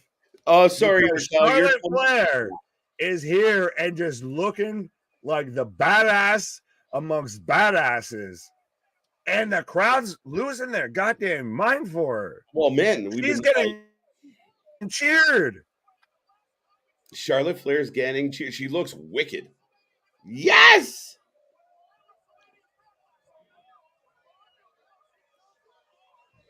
Sorry, Raquel. Your comeback has been postponed. Hi, Raquel. Go heal up now. Thanks for playing. Yo, SmackDown not fucking around tonight, folks. Charlotte Flair 2022, and we get Charlotte Flair. Woo! The queen is in the house with a mic in her hand, and the crowd is on their feet. Charlotte looks good. Yes. How's that? See, Ronda's good as a fucking snarky little twat. Because that's just her. I've met Ronda. That's just her. I can say from first-hand experience. Exactly. I've been yelled at by Ronda Rousey. I know for a fact. She's just a bitch. I didn't say it. I said it. Fuck it. Fuck it. Oh, wait, what? Oh! Tonight! That's not Charlotte Flair. I think we're going to get Charlotte with Shayna later. Ronda's going to do it. Ronda's going to do it, and we're going to get Charlotte. Listen to the fucking crowd. Champ for SmackDown. What, Charlotte Flair end the year as champion? Let's go. Wee woo. Charlotte Flair is winning the SmackDown. Oh, she put the belt on the... No way. Let's go. Let's go. I'm feeling spicy. Woo! Let's go. Like a medium spicy, a mild spicy, like. So Charlotte wins the belt and Ronda's got to chase her? They do the rematch at Rumble. They do the Bianca Becky shit of she just sits there and she catches her, and then boom, 1, 2, 3. Get your prediction. Never mind. Oh, big boot. Fuck it, it's over. Those. Get a prediction in now. Wow. Rapido, muy importante. Oh, big boot. The crowd is electric. The crowd is electric. This is the most Charlotte Flair has been a baby face in professional wrestling history. Yeah, because again, I think the only person you've consistently hated more. Oh, shit. What the? In the armbar. No. Dragging into deep water. Center of the ring. Armbar. Oh, she rolls it. The most dangerous move in professional wrestling. The surprise roll up. Charlotte got her. I said it the same we were going to get it. Your new show up and win SmackDown Women's Champion. Ending 2022. Charlotte Flair. Now a 15-time world champion. Woo! Holy shit. And the crowd is loving it. Now, where's Andrade? Oh, he coming, buddy. He ain't working for the other part. All right. I don't think he can working his way back in. Wheeling, dealing, kiss stealing, limousine riding, jet flying. If you don't want Punk back, what makes you think they're going to want fucking Andrade back? Oh, money. 14 times. Sorry, I thought they said 15 times. I thought it was about to be up there. And the crowd, she's in the crowd, and the crowd's celebrating with her. Granted, she does kind of a little bit look like you people. I think that's just her face. But so you're new. We had a change. We had a new champion, but it was not Raquel Rodriguez. Yeah, but I thought Charlotte Flair is your new WWE Women's Champion on SmackDown. Missed that. I'm too busy yelling. Give myself a fucking headache. Right. Who paid attention to that? Shout out Dale, I guess, for remembering that. Mania cursed. Oh, don't threaten me with a good time. We still don't know how how Sasha's actually going to show up at Wrestle Kingdom 17, which we will be here live to let you know how she does show up. They gave her pyro. The pyro, everything. And she's like tearing up. Dude, this ginger is the happiest kid in the world right now. Be 15. She's right there chasing daddy. That kid right behind her, like, best Christmas gift ever. Right.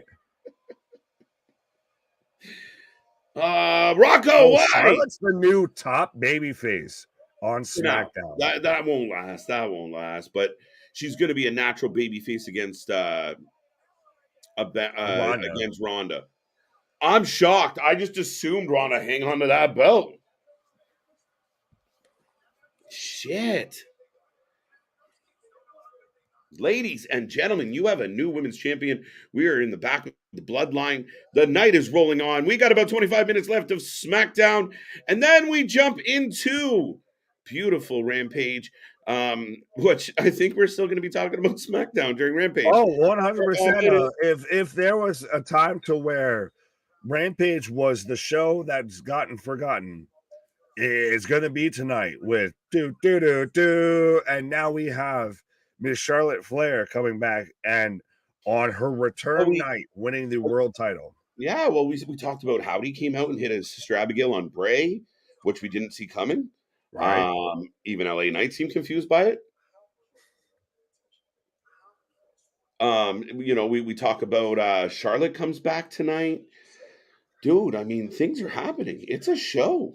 This is 100%. This is WWE Drew message and saying, this is why I show out for the show, because that's what the show is about. Right? It's crazy. And we completely forgot, overlooking the fact that Drew McIntyre is back from being on the show for a few weeks. A little bit of a lesser shit because he's only been out for a little while. We knew he was due.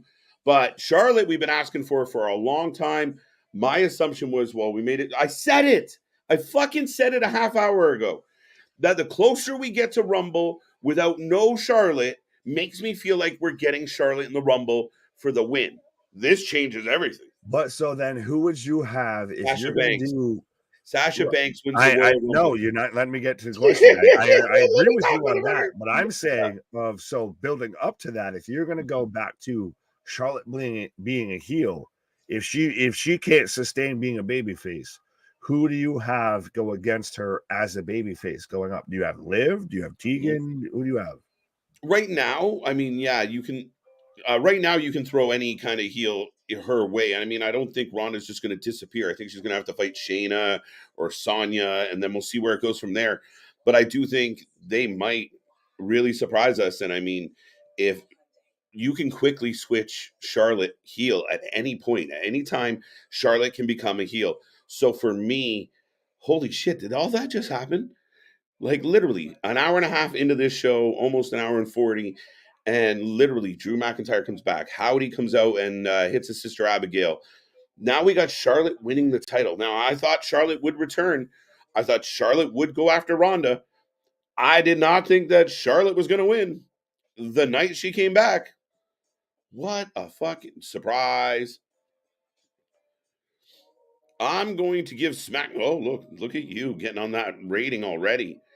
Ratings grab tonight. Absolutely. And you know what? I don't blame them. It's your last show of 2022, Dale. So you go a little hard, you go a little ham, and you hope that, people over the next couple days are talking about wrestling and eager to get back to Monday night, get back to Friday. So I all the kudos in the world. John Cena, Charlotte. Yeah, 100% a ratings grab. And I'd be shocked if it did not do well. Yes. Agree. This is absolutely making WWE a statement. Yeah, absolutely. Like lay it down. Like prove a point. And again, there's been a lot of back and forth about, show quality and who does what. And we'll talk more about other things during Rampage. But for me, guys, that's outstanding. Like, are you kidding me? It's unpredictable, it's exciting, and I appreciate it for being that. Now, listen, if Ronda wins the Rumble again, I'm going to be pissed off, JV. I don't want to see that. Not at all. But we are in a commercial break, folks. I will remind everybody we do this all the goddamn time. You guys know that already. If you are new here, don't forget, like, subscribe, share, and don't forget, join us on Discord. It's in the chat somewhere. It's down below as well. But join us on Discord. Be a part of the family. Just join the conversation. Lots of good things going on there. My buddy Jake been posting a lot of stuff up in a couple of the sections. So get there. Go say hi. Another way to connect with your host. Check us out on Instagram and Twitter as well. And we're getting a little clip now of Tampa and all their championships as of late, as the Lightning, Buccaneers, and Rays all took W's and trophies home. Speaking of this, the way the Raquel match ended was enough. Like, holy shit. But there's Ronda getting interrupted by Charlotte and putting her title on the line moments later. The ending of the Raquel match was exciting enough. That was great. It was good. And I got no problem with this. I know some people are going to come out of the woodworks, and I know a couple people here said, this is shit. I don't think it was shit. I think it was a nice surprise, and nobody expected it. And even if they said, tonight, I thought maybe we'd come back later. Nope, kicked her in the face, and let's go.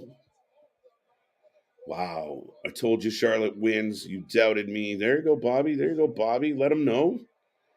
But was that the top for returns tonight, or will we get another?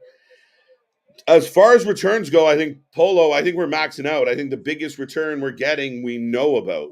And it should be coming up any moment now, where John Cena will be seen by all of us in a WWE ring. KO John Cena up against the Bloodlines, Roman Reigns and Sami. It's going to be a banger. It should be fun. The building is going to be live. I know people are crazy. People can't wait for John to come back. And it's going to be Little Mousy. We'll talk about Little Mousy. I want to see women. I want to see the women Rumble end. I'll get there. So we're getting Little Mousy. Thank you. I want to see women's Rumble, and I'm getting there, Larry. And with Shayna and Ripley hitting the floor at the same time. Maybe. Not bad. So we're getting the reminder of how Dominic ended up in jail. Stepmommy smacked him in the face.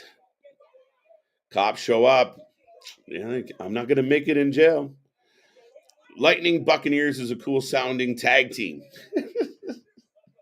The Lightning Buccaneers. Cheers, folks. Hope everyone else is having a wonderful Friday. We are running through this reminder of what happened last Sunday over Christmas. If you didn't know, Dominic Mysterio showed up at his parents' house as he had at Thanksgiving. And this time he got arrested. Now we have a t-shirt dedicated to this moment. But he needs a shirt that just says, Mommy, help me. Mommy, help me. Flair got stepped back from the makeup. She'd been... that's funny. I have no real comment. But heel Sasha versus babyface Charlotte, that would be an amazing... that would be amazing. I'd love to see it again. See, I think what might happen in this case, Damien, is that Sasha's going to return as such a babyface, I believe, that Charlotte will easily fall back into the heel role. That's what I think. And Sasha beats Charlotte Flair at WrestleMania. All right, so right now, they're making fun of Top Dollar.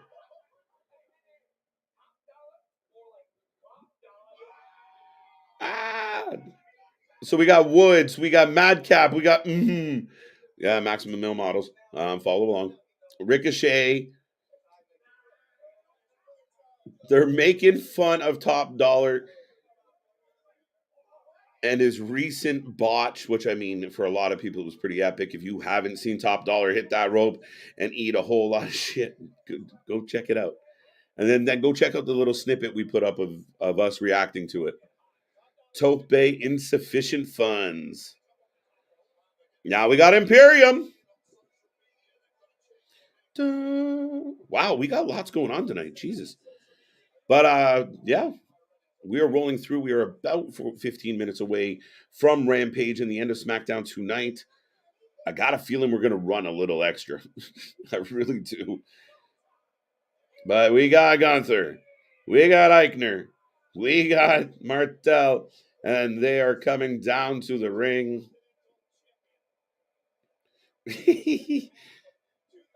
Ray wears a Christmas mask. What do you expect? Obviously, see money.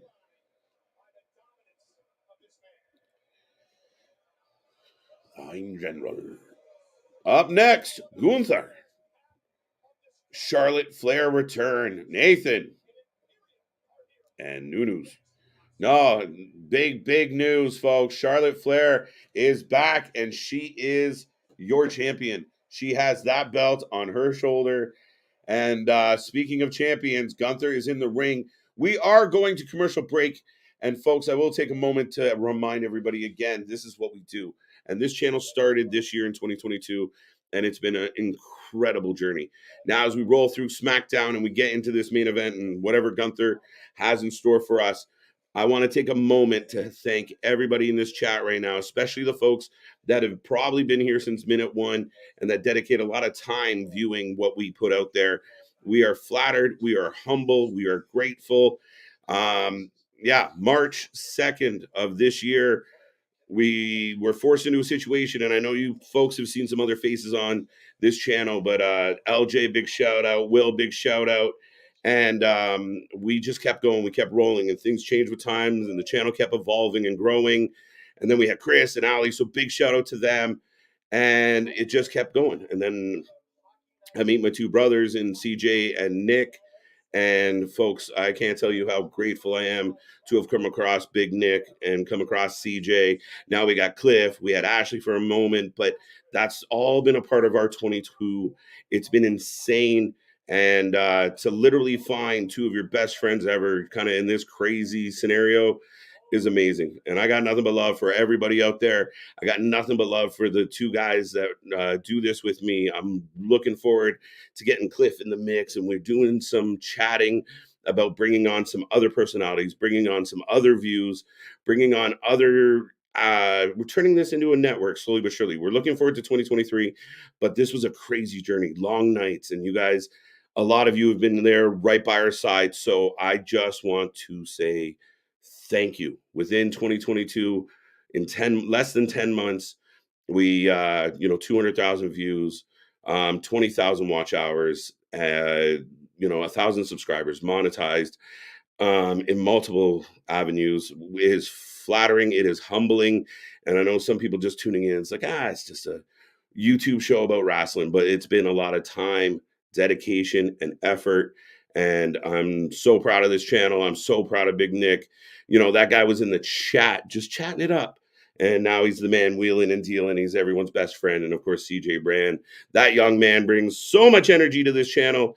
I am nothing but grateful to both of them and anyone else that stepped on this channel for even a minute. Our guests, our interviews. We got more interviews coming in 2023, and we are getting ready for more wrestling. Like Nick said earlier, New Japan Pro Wrestling. We will be here at 3 a.m. Eastern Time on Wednesday.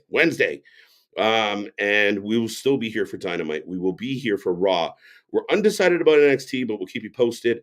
But we cover wrestling at a higher level. You name it, we do it. GCW, XPW, Game Changer, Battleground, Revolver, New Japan, AAA, AEW, WWE. If it's wrestling and it's good, we will show up and watch it. And sometimes even if it sucks, we will still watch it because the wrestling might suck. We never do. But thank you, folks, from the bottom of my heart. 2022 was a special year. A lot of things clicked into place for this guy here, and not every day was rosy, but coming and letting you guys be my therapy all 2022 and just talking wrestling day in and day out and day in. It's why I'm Mr. Every Night. I love it. I'm addicted to it. And for all the things that have gone right in 2022, I am grateful. Let's pray or wish or hope, whatever you do, for a solid 2023. For all of you out there, I hope you stay safe, happy, and healthy. This is our last stream of the year. Like we said, we do have Rampage coming up. And that is my long-winded preamble because Nick left me alone and I'm feeling good. But once again, thank you to everyone out there. It has been outstanding. And those two faces right there, I couldn't do without them. So big shout out to the entire family and everyone out there. So grateful. We are getting a replay of Uncle Howdy.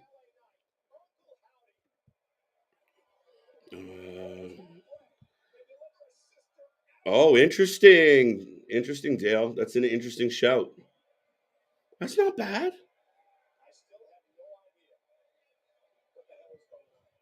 LA Knight confused. Man, I feel like that's Bo Dallas.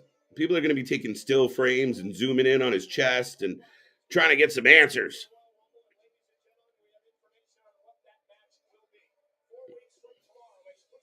We're getting late, folks. Oh, they just announced it. The Mountain Dew Pitch Black match.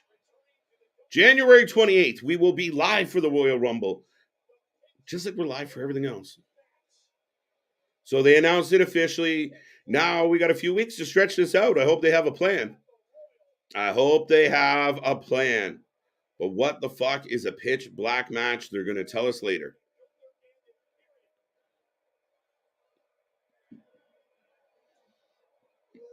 Ladies and gentlemen.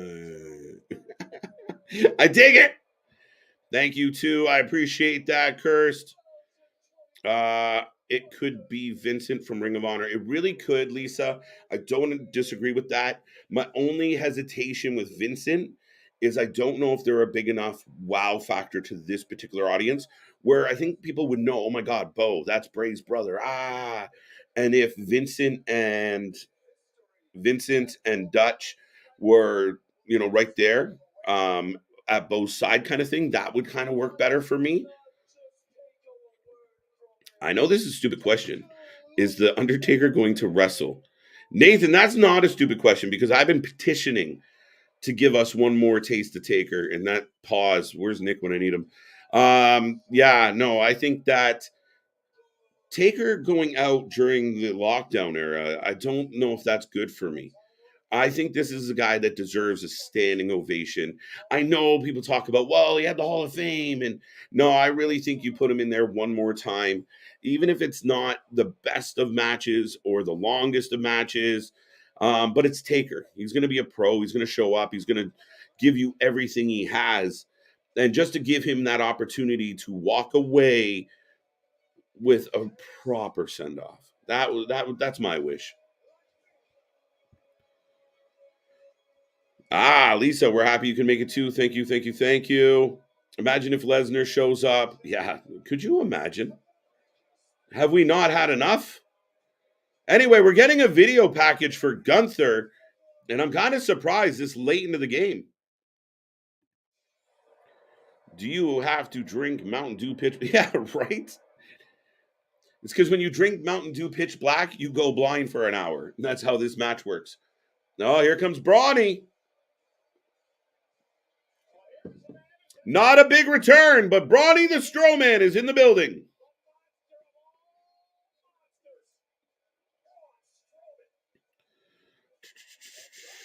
Here comes Braun. Brawny the Strowman. I like it. Uncle Howdy attacked Bray Wyatt. Yes, he did.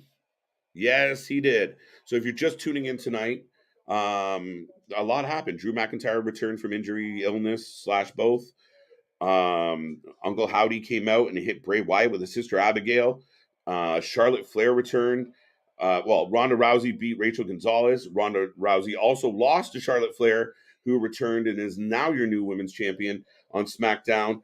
Gunther's here having a conversation. Clearly that we're heading towards Gunther and Braun at Rumble, which is good because that means Braun won't be in the Rumble.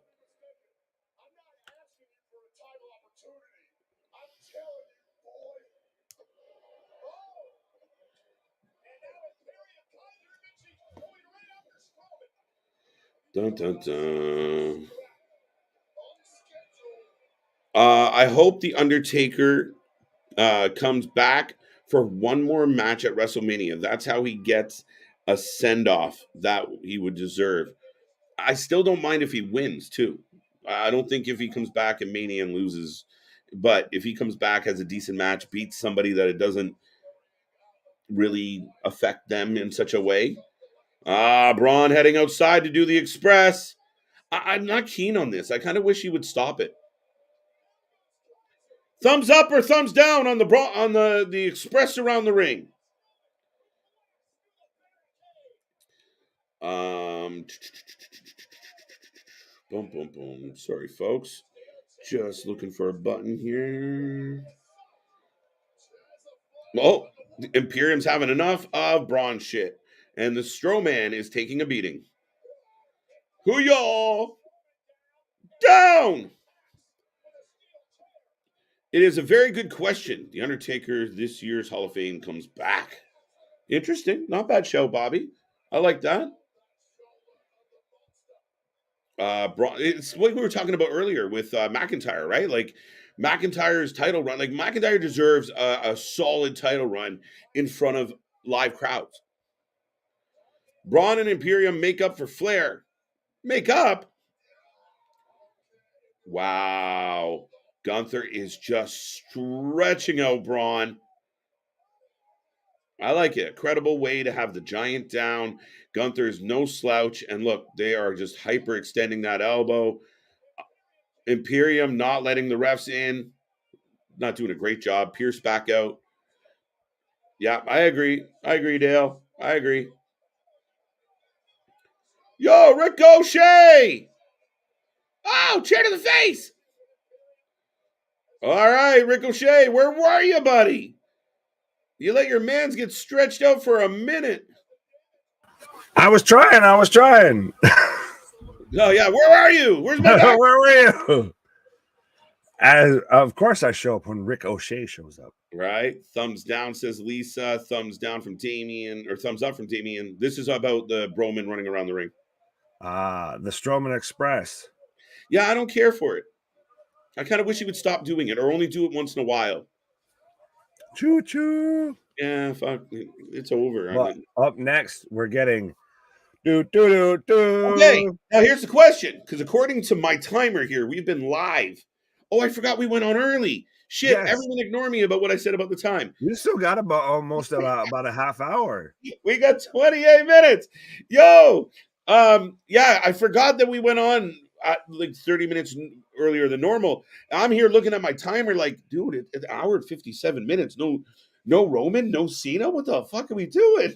Right. Jamie says the X was thrown up. I didn't see it. The only time that I've seen that recently get thrown up was because of AJ. But other than kayfabe, hope not. Good X. Yeah. Well, it's sad that they know that people know at this point that if they throw up the X, that people know what that means. Yeah, and I mean at this point now, because of technology and shit, the need for the X isn't the same, right? He says into his earpiece, he's fine, and then throws up an X. I mean, it's visually because all this. Everyone's got to be smart to everything. So yeah, to your point, they have to adjust. Fair enough. I still like it because on one hand, you can still sell it. You never still truly know. But I do get what you're saying. C-Money says now Ricochet can be Martin Prince to Brawny's Nelson Muntz. Heart to the tail of Nelson and the boy he loves so dear. No, that's really taken by Sami Zayn and KO because that's 100% their whole entrance together. And that's why even KO had to pull Sami aside and be like, do you want to be known as Nelson Muntz? No? Then fucking stop it. Now, here's an interesting question. Does Cena come out first or last out of the four? Interesting, because I almost feel like with this one, you could get a Sami entrance, you could get a Roman entrance, then you get a KO entrance, and you get a Cena entrance. Yeah, that's kind of the way I think but it's kind of an interesting thing, right? There's your tribal chief. You think he'd come out last no matter who shows up. No, you have to. Yeah. But I wonder because of the pop. Oh yeah, I mean, I almost wonder though, because if you get the Cena pop beforehand, does that make the Reigns reaction that much better? Could be. It's not a bad show. Right? Lots of thumbs. Bobby liking the Strowman Express. 2 gorilla thumbs up. But that's gonna be it's so interesting that we're now to the point of like judging by entrance into a match as to what they might be hinting at, which way they may be leaning, which way they may be going. It's interesting. Right. It really is. But so I think that for folks watching along, that is the last match that we have up for tonight for SmackDown as we're in commercials. So give us your predictions, whether it's or if it's the Bloodline. As still, Paul Heyman doing that is still, that clip lives on repeat in my head. So fucking I can visualize it and it makes me chuckle. He's just such a portly man, and he's just so like joyfully skipping, and right. It's fucking money every time. Go Cena KO. Yeah, let us know what you got for this main event, folks. About 40 of you kicking around right now. Let us know who you're taking in the main event. And yeah, dude, I mean, this is going to be a banger. I've been on the record. Oh, sorry. I was going to say, do you want to answer that one? Quickly, I think KO is going to get the pin tonight. But what happened with Bray? Shit. Uncle Howdy showed up and hit him with his sister Abigail. He was he could have stopped right there at the first thing you said, and that's would have been fully surmised what would happen. Yeah, shit. Yes. But yeah, so Uncle Howdy did show up. He took his top hat off. So we're getting halfway of a reveal of, we know that he can use his arms, I guess.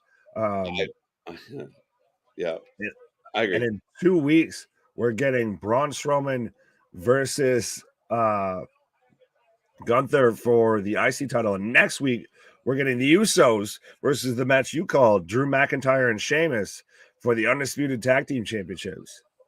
Yeah, interesting. And we're getting a Royal Rumble qualifying match between Ricochet and Top Dollar. Top Dollar. One can actually go over the top rope. The other likes to think he can go over the top rope. Did you see the segment where they were ripping on him? I heard it. I didn't watch it because I just heard of, the shout out to, I guess, Here's KO, by the way. So we're getting Roman's going to be the last one to come out. Yeah, to soak in the heat. Right. We're going to get the Cena pop, and then we're going to let it build and percolate. I feel like if this was a Vince-run company right now, Cena comes out last, 100%. But in this new, rendition of WWE as we evolve into 2023, you have to hold certain things. And so I hope I'm right. But yeah, Roman comes out last, and he soaks in that heat.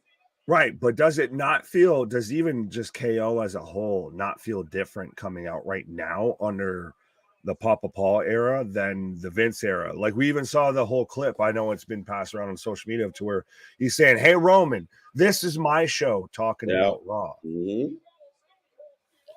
No, John Cena, that's exactly how I feel, Damien. I think that's what's about to happen. And we are about to get, there he is. The crowd is waiting. There it is. And his name is John Cena. Is it just me, or especially being of a certain vintage, of you still almost halfway always hear John Cena sucks? Oh, you have to. There's people chanting it for sure. Right. You have to. It's just it's ingrained. It's like Kurt Angle. Instantly you hear that. You instantly go, "You suck." Oh, it just happens. It's just the way it is. It's a staple.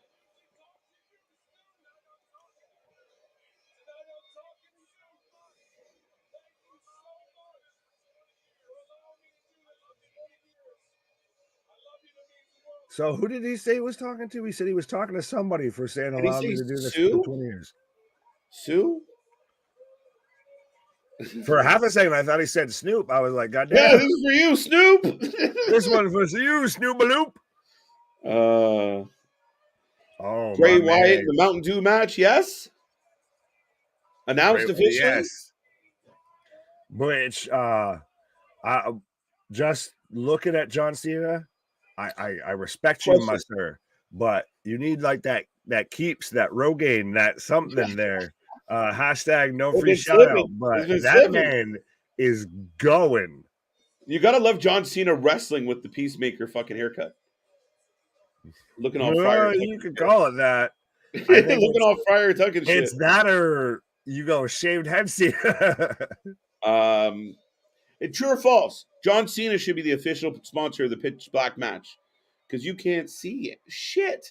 Oh, just asking. Oh, and Roman's coming out first. No, also Sami's getting the last pop. Unless they're all coming together.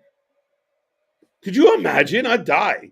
Sami gets a separate entrance. If that happens, hashtag, Usi Mania confirmed. Alex, I don't play Supercard.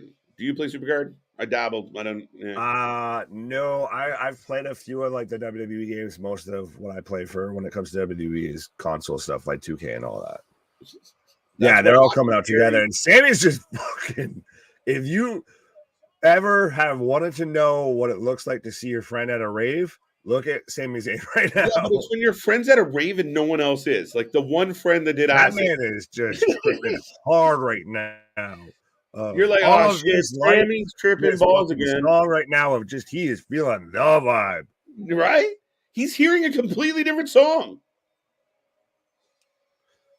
100%. See, Money, I think you're talking about. Oh, why am I blanking on his name? But no, I know who you're talking about. Yeah, that was he'll come back to me. Yeah, because I paused. Middleweight. I know exactly what we're thinking of. Fucking MAGA fuck. Anyways, Cena losing his hair. Yes, he is 100%. No, it wasn't. That shit's long in the back, short, or long in the front, short in the back. That's a reverse. All everyone wants to talk about is Cena's hair. Fuck the match. Well, I mean, if you're supposed to be Hollywood, who will win, current Roman Reigns or prime John Cena? Oof. Oh, that's tough. So hard to bet against, big match John. Well, that's the thing is that there was the point of it was just lol Cena wins. It was Super Cena. Oh yeah, it was beating F5 over, go home. I was going to say the entire Nexus has their entire career, their run, their whole push ruined thanks to Super Cena, and they have him to thank. I for Cena and KO. Good choice, Bobby. Do you know Dominic, the arrested during Thanksgiving? Not at Thanksgiving. He caused trouble at Thanksgiving. He got arrested at Christmas. He went. Yeah, he said ho ho holy shit, and ended up in the back of a paddy wagon. Cena looks like Bill Murray and Kingpin. Yes. Touche. I like that one. It was that C Money. Good show. And now, but how does this not, I guess, weaken Roman if he loses? It doesn't because Sami taking the pin does not weaken him at all. You think though that you speed that up that fast? It's not even a member of the again. I feel if you're doing that, then Usi Mania takes over. You have to do that at that point. Mm-hmm. I think you want the crowd to all leave with a big smile on their face at the end of tonight. So if KO and Cena are in the ring celebrating, that's your biggest go home happy moment. I think. But could you not see them reacting just the same if Roman and Sami are there celebrating and Sami's there just going insane and he's hugging everybody and he's dapping everybody up and he's doing the Uso handshakes with everybody? The last thing we hear tonight will be do-do-do-do. Yeah, you might hear Heyman just walk up to Cena and go, right. I wish, I want him to do it mid-match just to be fun, just to see if John pops. Right? Just pick up the mic and do it. Hey, John, do. They like fucking pop him right away. But can we officially say that John Cena is now at this point in the stage of like the Undertaker, the Rock? Yeah. He's now, you're a historic figure coming back. You're not a full-time performer. You're not even close to current roster or anything. Yeah, he's in the legend category where we'll see you when we see you. Thank you for being here. John Cena is my favorite wrestler in my generation. I've grown up watching the greatest of all time. Whew. I don't know. All right, that's a whole different conversation. I was just going to give you props, Damien, for saying my previous argument of there's a generation of wrestling fans that their icon, their figurehead when they think pro wrestling is John Cena. As far as greatest of all time, I think that's very highly debatable. Right. Big main event feels. Cheap Pop, how you doing, buddy? Right. What up, Cheap Pop? Shout out Cheap Pop and shout out the Fantasy Faction, all of that. Yeah. We haven't regained our title yet. I'm getting pissed off. We're coming for it. Acknowledge us. Listen. Because we the ones. We fucking laid waste at one point in the last round. And then we followed it up with one of the shittiest weeks possible. Shit. We loaded up. And away she goes, boys. Away she goes. Folks, go over to Sheep Pop. Check out the Fantasy Faction for all your favorite podcasts. Hanging out and having a little fun with our own little fantasy faction. So yeah, I was gonna say, even then, if you want to just pop in and everything like that, make your own little team and all of that, it's always growing and expanding, everything like that. Cheap's like, fuck you, Nick. Yeah, no, I'm kidding. Hollywood. I almost got Brock Lesnar. All right. Prime John Cena, will beat Roman Reigns. All right. No. I would say we're talking current day. We're talking tribal chief. It's tough. Especially at this point right now. It would be a hell of a match. It would be a WrestleMania, a SummerSlam match. That might be, if we're doing a ultimate WrestleMania throughout generations, what have you. Ask me this question again after Roman fights Rock at Mania. We'll revisit it then. We'll see how that goes. Does Roman Rock at Mania run the risk of being Rock Hogan at Mania?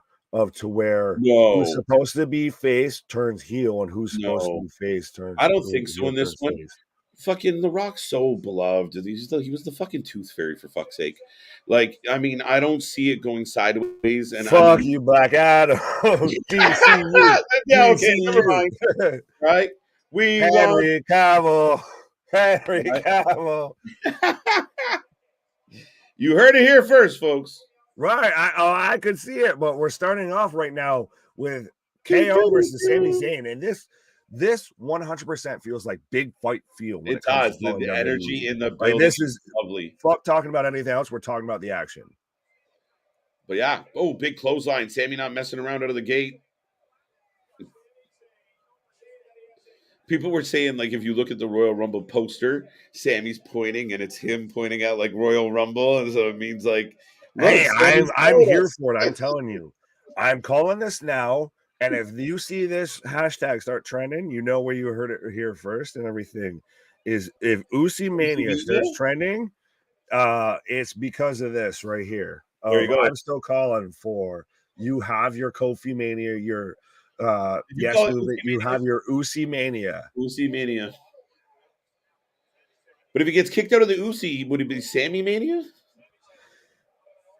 Just let me have it. Just let me have it. What do you got to analyze everything? Right. Just let me have it. Sami. See, that's the thing that's so great about Roman is just even his physical mannerism is the way he presents himself from the second he walks through that curtain. He looks like fucking the attraction. Mm-hmm. Oh, and again, every single thing he does is in line with who he's supposed to be. And like the way he leans out for a tag, the face that he looks at Sami like, "Are you kidding me? Really? You let this guy get you?" Now, and I'll say this because this to me is the best comparison that you can make in pro wrestling is the big dog gets tagged in, and it looks like we're going to get John Cena getting tagged in. And I guess I'll save my question here for a minute because it looks like we're going to get the Tribal Chief versus Peacemaker right now. I got to see Taker fight live a couple times, and man, everything they tell you about his entrance is true. I haven't seen him, but I've seen McGregor, and I feel like it's probably one and the same. Everything with the hype, it pays off. No, I need to see me some UFC in Vegas at some point. But KO debating whether or not he's going to tag Cena. Oh, I have a feeling when he goes for it, it's not going to. Yeah, there it is. Roman just clotheslines him. But so I guess I'll say this real quick as Roman's just stomping out KO. But to me, the closest and best comparison is Cena and Roman. Of Cena managed to move above the hate, to quote Kane and everything like that. Yep. Of there were so many people that no matter what, it was even tonight we heard it of John Cena sucks. But Roman had that. Roman had, as we go into commercial, thank you, WWE. But how we had that with Roman of no matter what, you felt like Roman was getting shoved down your throat of he's the corporate champion, everything. Now he's the tribal chief, and he's probably the biggest attraction in professional wrestling. And you now realize how much of an impact he's had over like the past decade, much like with John Cena. A lot of us that hated John Cena initially now like John Cena. Yeah, and I mean, they both took two different approaches, Nick, where John Cena was just like, I'm going to stay the course, and enough people love me that the people who hate me can go fuck themselves. Right. Where Roman went away for a while, had a conversation with Paul, and to me, one of the biggest moments of the last 5 years, 10 years maybe, was that not only did Roman return, but it's with Paul Heyman. Wait, what? Right. A whole new game, a whole new animal. And what we see here out of the bloodline, out of the tribal chief, is just another testament to Paul. This is the heel turn we would have seen if Cena ever actually turned heel. Yeah, but I couldn't see Cena being a heel with as a Paul Heyman. I get what you're saying. I'm saying of he's the Hulk Hogan of if he ever actually turned heel, that'd be children crying, all of that. But I'm saying of if we were to get a heel turn of the top guy of the corporate manufactured superstar of what people thought even John Cena was, it's Roman Reigns right now as the tribal chief. Yeah, no, I get what you're saying there. Okay, yeah, absolutely. Usi Mania, no chance in hell. Ouch. No. Stomping on a man's dreams. Right. Trust me. You come back here in a couple of months when Usi Mania is running wild on you, and you let me know how it's going. I'm down. John Cena, the GOAT. There you go. A lot of people feel that way. I thought I saw there was a question I wanted to click on. Where'd you go, Alex? Are you live on YouTube every day? Just about. I mean, we do take the odd day off, maybe a Sunday. But yeah, we try and be live just about as much as possible. We're going to be live at 3 a.m.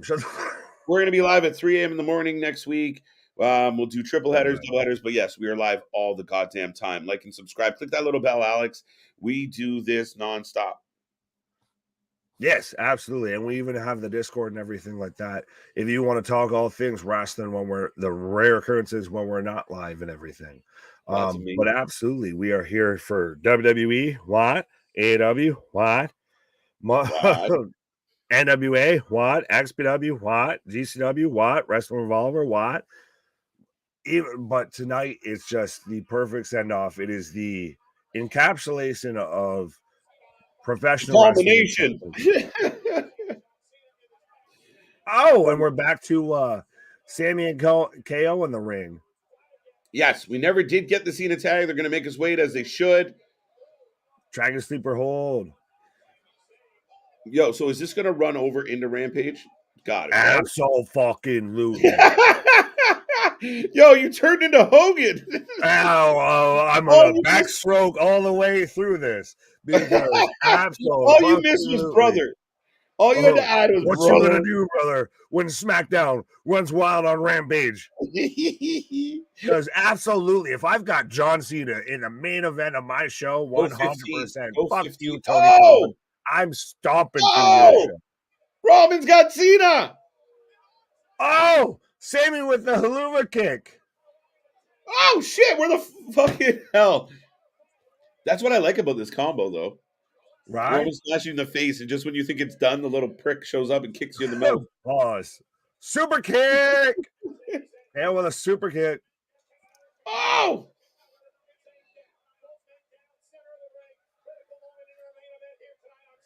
Roman always looks so bothered. We're like, right, but that's what I'm saying. He had a plan. Every time you cut to Roman, every time you look at him, every time he's going for a fucking tag, every time he's sitting there, he's talking shit to the camera.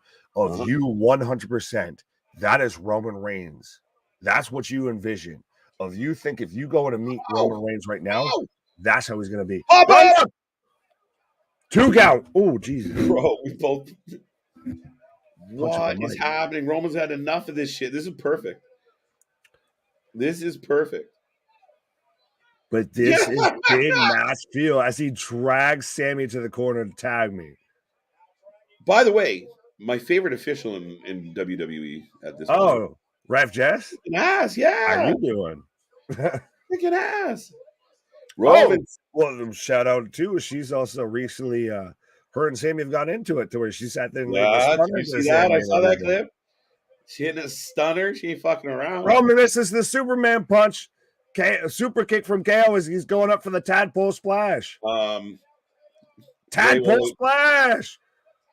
Uno, dos, kick out. Roman kicks Owens with a little pivot in the air to compensate for the bad position.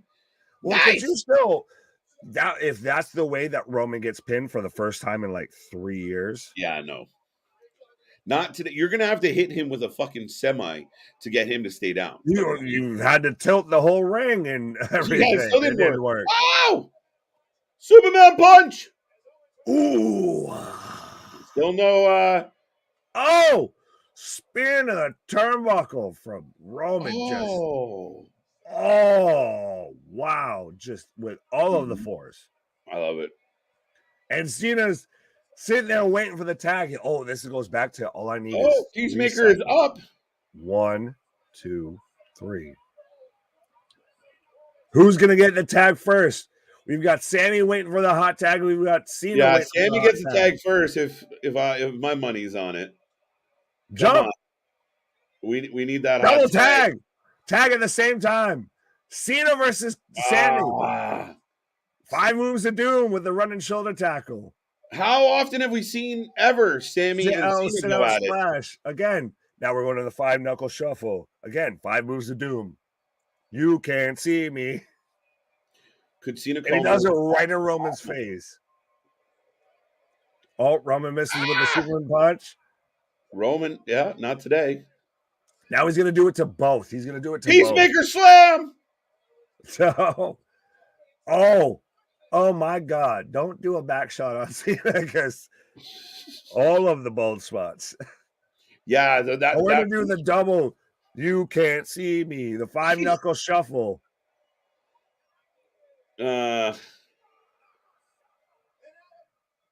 Which is more suspension of disbelief? F you to Roman.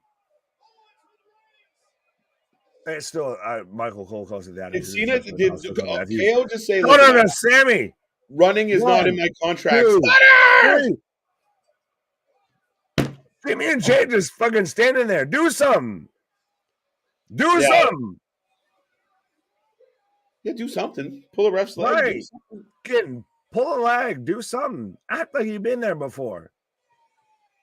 Wow. So, John Cena and KO pick up the win on Roman Reigns and Sami Zayn after a double 5 knuckle shuffle and a stunner. This is an FU, an attitude adjustment to Roman, and a stunner to Sami.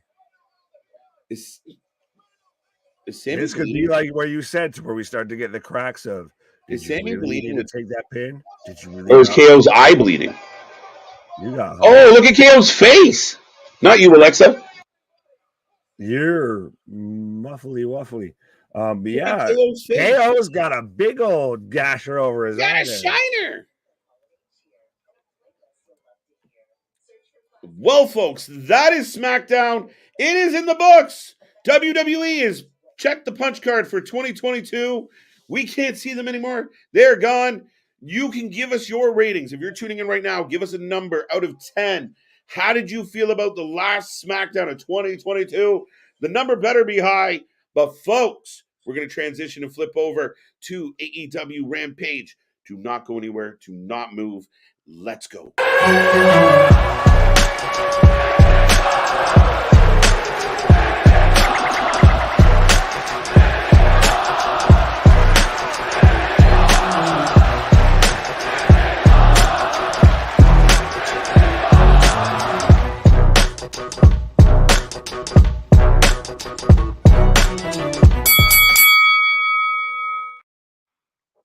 And we are back. We are live and we are still rolling, folks.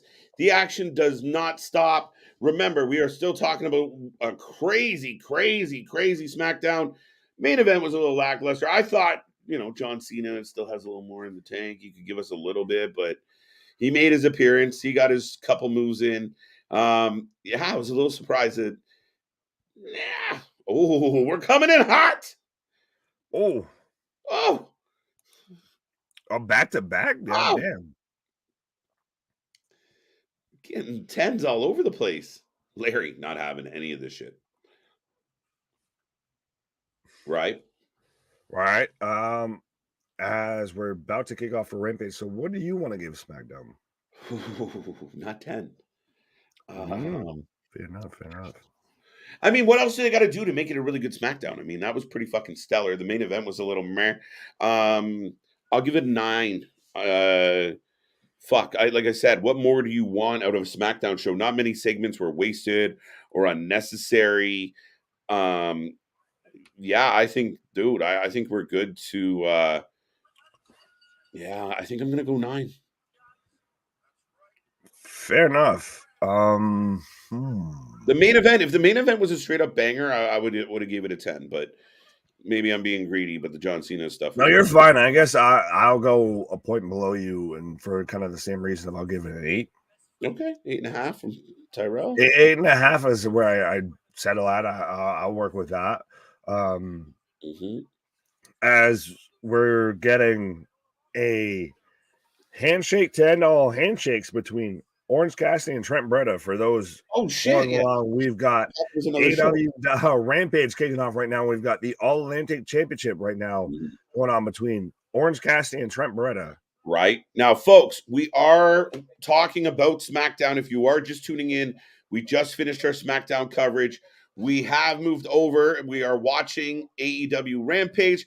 I will remind everyone out there, we don't know what the fuck happened, so keep it that way until we find out what y'all. Other than that, folks, this has been a fun Friday. Get those ratings in out of 10 on SmackDown and tell us why if you want. But that being said, Trent Beretta, OC, we'll take predictions on that as well. Absolutely. Well, I think I've got to go. And how might freeze over with this? So I'm taking Orange Cassidy because I agreed to. Well, speaking of fantasy factions and everything, Orange Cassidy's our captain of our team right now. So I don't want him to win. Fuck. Yeah, so I feel like I've got to go with Orange Cassidy. Although I do like Chris Statlander's tweet there earlier, was like, "Oh, my knees finally recovered, but my friends are collapsing in on themselves." You know what? She would be better off staying miles away from best friends. She needs to return and not get dragged down in a hapless mid-card fucking gimmick crew. She does not badass like Charlotte. Yeah, just come out like a badass, do her thing. I really don't think she needs to be pulled into that. Stay the fuck away from it. It's like Adam Page in the Dark Order. Get away. Run! Well, we've got Danhausen outside as well. So we've got Danhausen. Orange Cassidy, Trent Beretta, Danhausen. Why am I blanking on the second member of the Best Friends right now? Chucky T? Oh, Chuck Taylor. Chucky T? Yeah, well, I mean, he's out there looking like... I don't think I heard that one before. It just, I don't get the whole rainbow tie-dye, like, tope from Bretta into Chuck into a hug-out session. 10 on 10 because Ronda lost the SmackDown Women's Championship finally to Charlotte Flair. That is honestly, that's interesting. I don't know what more you could ask for from a show. Sorry, go ahead. No, you're fine. Go ahead. I was going to say I like what they did with Bray. I liked how the show opened. The main event went exactly how I thought it was going to go. I just thought that it would be a touch longer and we get a little more out of Cena. But overall, I mean, the show was just like a lot. There was a lot happening. Even Braun at the end was good. Bray, I wasn't the biggest fan of the ending of the main event. Felt rushed. Yeah. I'll stay at an 8.5. I know you gave it a 9. I'll stay at an 8.5. Yeah, is the highest I'll go with that because there was still flaws. Yeah, I guess it was probably one of the better, if not one of the best WWE weekly, like episodic TV shows of the year. But no, it was good. It was not without its flaws. Well, that's the thing. I think it's like a 9, actually 9 because of the main event. A couple things, like I mean, the LA Knight Howdy Bray thing. I don't love how the story's coming together right now. Wow, that seemed completely on purpose. Beretta just went full sail into the barricade and then eats a shotgun dropkick from Orange Cassidy as Orange Cassidy's just hands in pockets, just still look right at the hard cam and everything, and just and everything. JV with an 8.5. Now, Nick, here's the question about Trent, though. If you met Trent, like just on the street, hanging out, you didn't know who he was, and he was like, "Oh, I'm a wrestler." Like, "Oh, cool." He's like, "You should come to my show." If you showed up at that show to watch your new friend Trent wrestle, would you assume that this man was about to come out in tie-dye and be goofing around? Depends on how I meet Trent. Fuck. I thought I had it. Right. It depends. Where were we when we met, AJ? Trent selling me a fat sack. I mean, vitamins, by the way, folks. But yeah, it depends on how I meet Trent. I'm not exactly expecting. I'm not looking at Trent and thinking, "Oh, so you're fucking world champ, right?" Yeah, I mean, I just want Trent to turn heel so bad. He just doesn't belong. Chucky is a goofball. I get it. Danhausen, obviously. OC with his hands in his pocket, for sure. I just feel like Trent could do something. But doesn't this... And okay, I'm about to go off on one here real quick. But does not this not seem like WCW this much? And I've been saying this of how much... Oh, fuck you. But with how much that this has... it's comedy, jokey gimmicks that still get prominent spots. I mean, with all due respect to what Orange Cassidy can do in the ring, his whole gimmick is a comedy gimmick. Danhausen, same thing. They very much play into the smart mark audience. That was what WCW was playing into at its downfall. I do think that becomes a problem. There's nothing in AEW to me right now that screams mass appeal, that screams outside potential and everything. And I'm not saying that they need somebody that's going to be like a John Cena, like a Rock, like a Roman, who might go and do Hollywood stuff or anything like that, or they move away from pro wrestling to become a part-timer.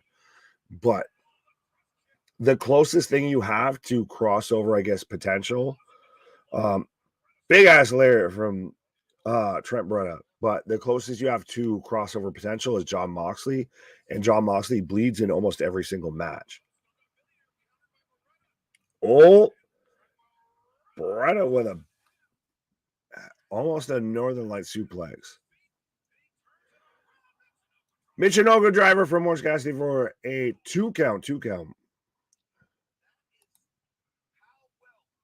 Fine, Aunt K. Tell KJ I had to go. I love you guys. See you next time.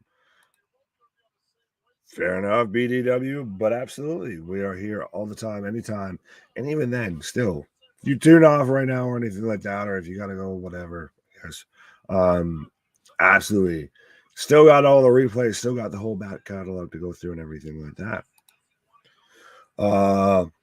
It's about the SmackDown main event. What is, Bobby? Bobby, what was it you told me? I don't know. Moreno setting up for a pile driver. And it's interesting of now how after seeing Meltzer drivers and all of that roll up for a 2 count, but after seeing all of that of how much just a regular pile driver looks impressive now, of it looks that much more, impactful. Pose accusations. AEW ratings for Wednesday, 87600. Fair enough. Dale. Shout out Dale. BDW, Larry, C Money, Bobby, everybody that's rocking with us right now. This is the DDT off the top rope from Orange Cassidy for 2 count. Trent kicks out. But so we already had the last show from WWE in 2022. Set in the books. Kevin Owens and John Cena pick up the win over Roman Reigns and Sami Zayn. Let us know what you're thinking about that. Also, let us know how you're feeling for the last AEW show as well for 2022. We've got the Holiday Smash Rampage right now. We've got Orange Cassidy versus Trent Beretta. Let us know what you're looking forward to when it comes to professional wrestling in 2023. This year, very much. We're going to get Dude Buster into a crucifix pin for a 2 count. But absolutely, this has probably been one of the most insane years in professional wrestling. Tombstone, 2 count. OST kicks out of the Tombstone. Now, I am a little bit of one of those that I feel like that should be a protected move. And now all of a sudden, Big Show's on commentary. That just came out of nowhere. But as the crowd's hitting, this is awesome. But debatable. But this has been absolutely one of the craziest years in professional wrestling. We had the all out, fall out, brawl out. We had Vince McMahon stepping away from WWE when we thought he would, be one of those that passes away at the helm. 2 count from Trent. We've had the whole Mandy Rose situation, the whole Sasha Banks, Naomi situation as Penelope is coming down right now to the ring. And I do like what they're doing with Penelope Ford, Kip Sabian, Trent Seven, etc. As she's going to cause the distraction here. I think this is still setting up for Kip's going to win the All-Atlantic. 2 count for Orange Cassidy even after the distraction.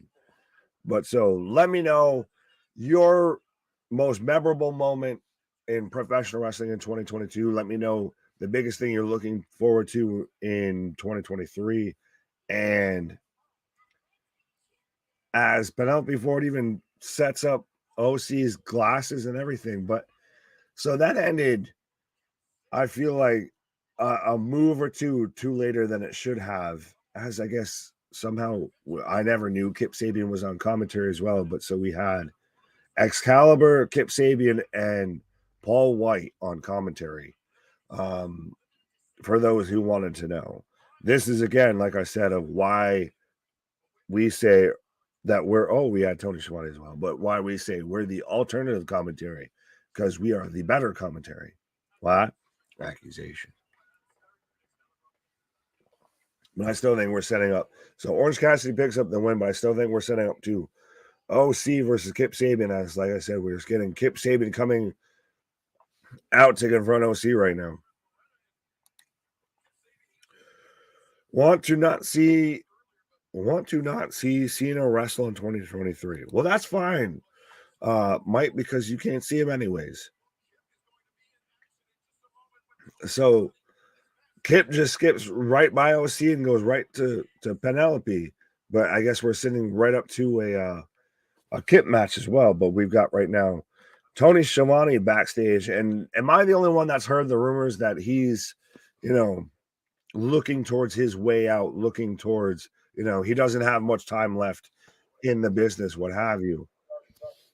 I heard that rumor too, sir. Oh, I would hope so. Yes, no, and I don't mind it. I mean, Tony Schiavone on commentary is not a great thing. He doesn't add a whole lot.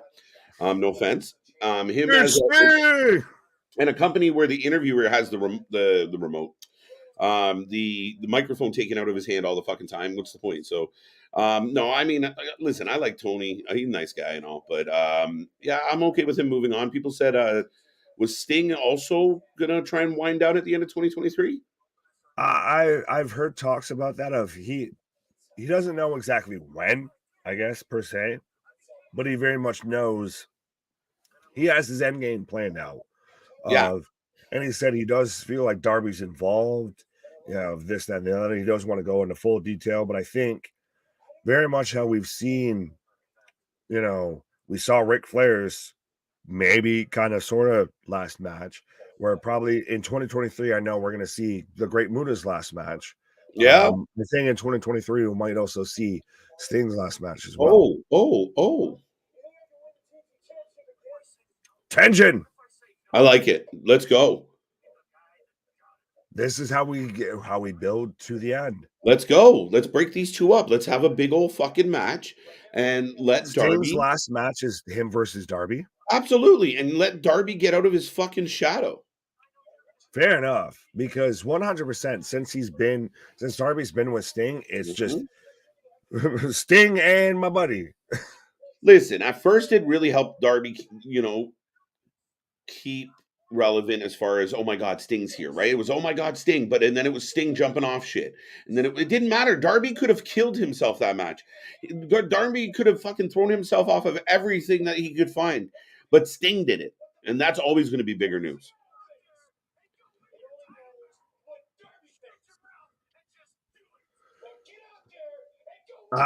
You're a little loud.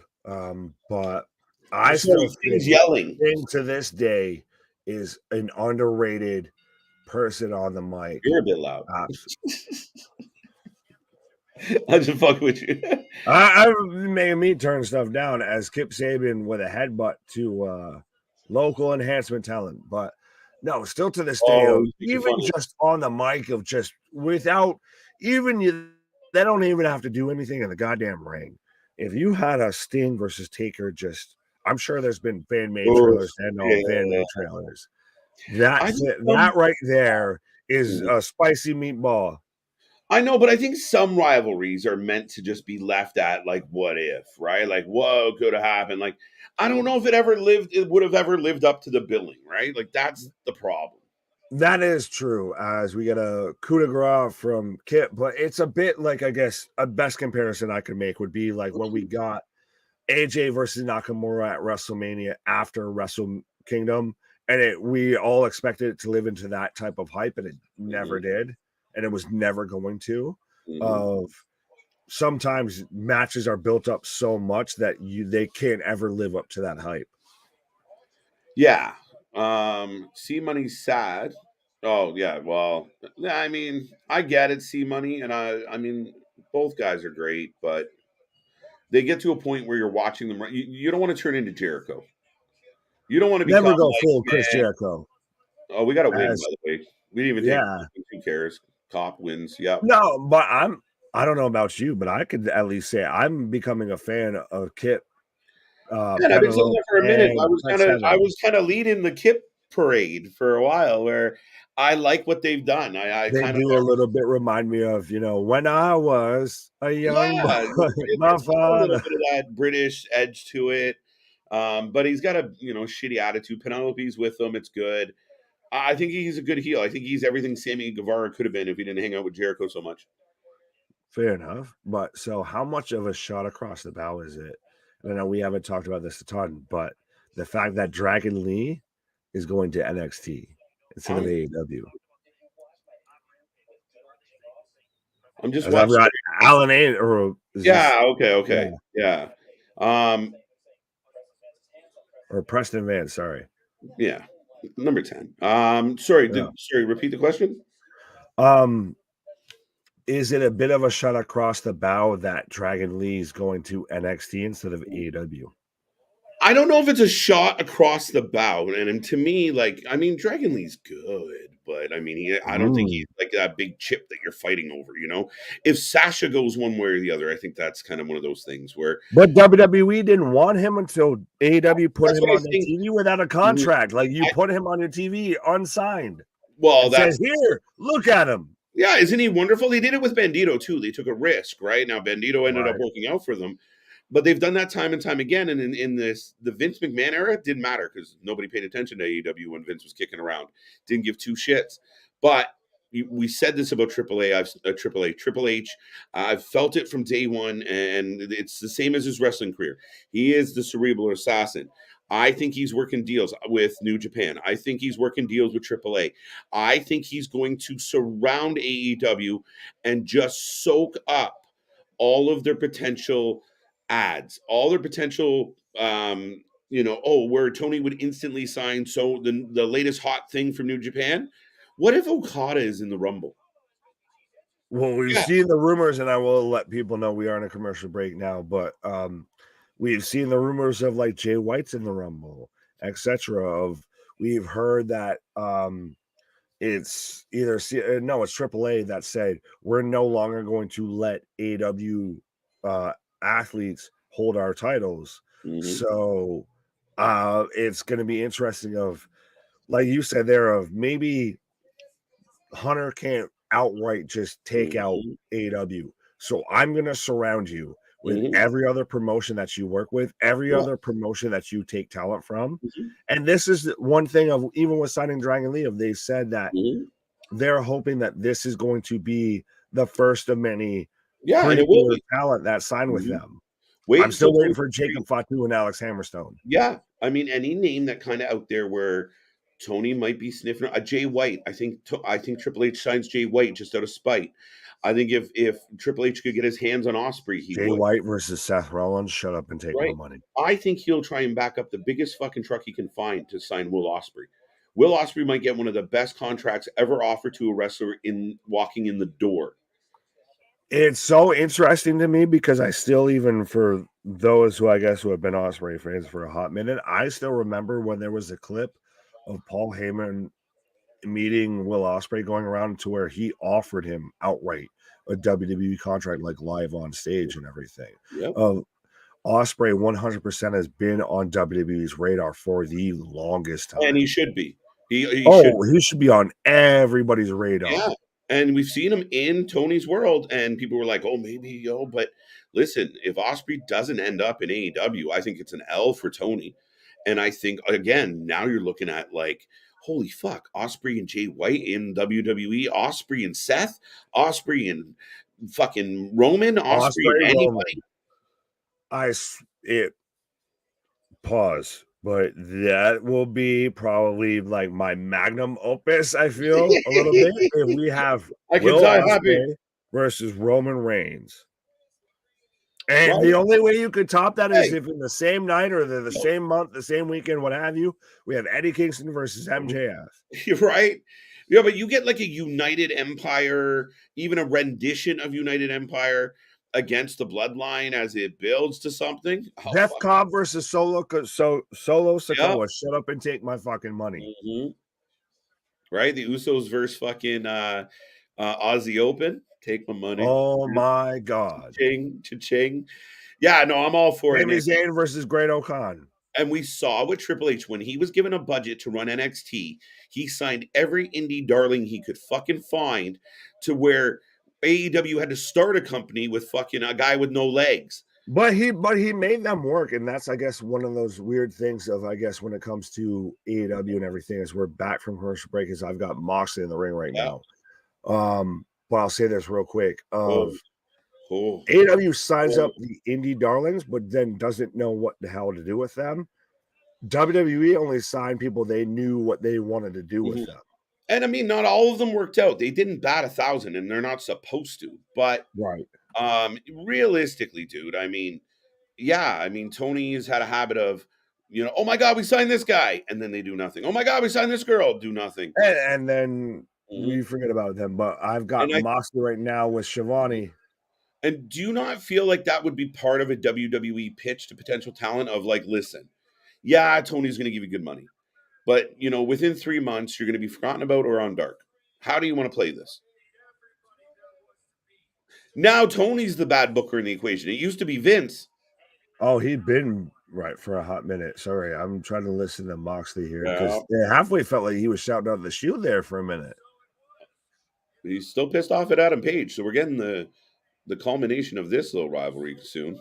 I'm here for that. Of you give me a absolute knockout, drag out, a fucking barn burner to, I guess, pun intended, of Hangman and Moxley, and I'm here for it. It calls for it. It fits. I am too. I am too. You can make it work, and you want a guy like Adam Page working with a veteran like Moxley, and hopefully you get the best out of Page because of that. My only objection is get him the fuck away from the Dark Order. When Moxley comes to the ring with Yuta and Cesaro, and you are showing up with Uno and fucking Johnny Hungy, it's a problem visually. Oh, 100%. I think you keep this between those two, and this is, to me, one of those first times that AEW's actually built to a match that requires a stipulation versus they have a stipulation and they build a match to it. Yeah, absolutely. And going kind of quickly back to our previous topic, Jeff Cobb versus Solo would be an absolute banger. I will one up that. I think Jeff Cobb, Bobby Lashley. Whew. No, I still want. Whoa. Oh, he's still sorry. Moxley talking about Page being injured. Where he drives to the ring every week and gets examined. You're like, why did you fly here? But I mean, I like, this is what we've talked about you've talked about it, especially of if they could make the Punk Elite storyline and blend it into that kayfabe of they make it work and they all hug it out, to quote Dax, what have you, of even CM Punk said duh and all of that. Okay. Well, wait for a commercial. I got more on that. No, you're good. That's fine. I'm gonna let you have that here in a minute. But the fact that they're playing into how Hangman got hurt in a match and everything between him and Moxley, and now this has become a storyline of they could very much do that with other situations that they've had. Wow. Moxley he literally got a from the crowd. Oh,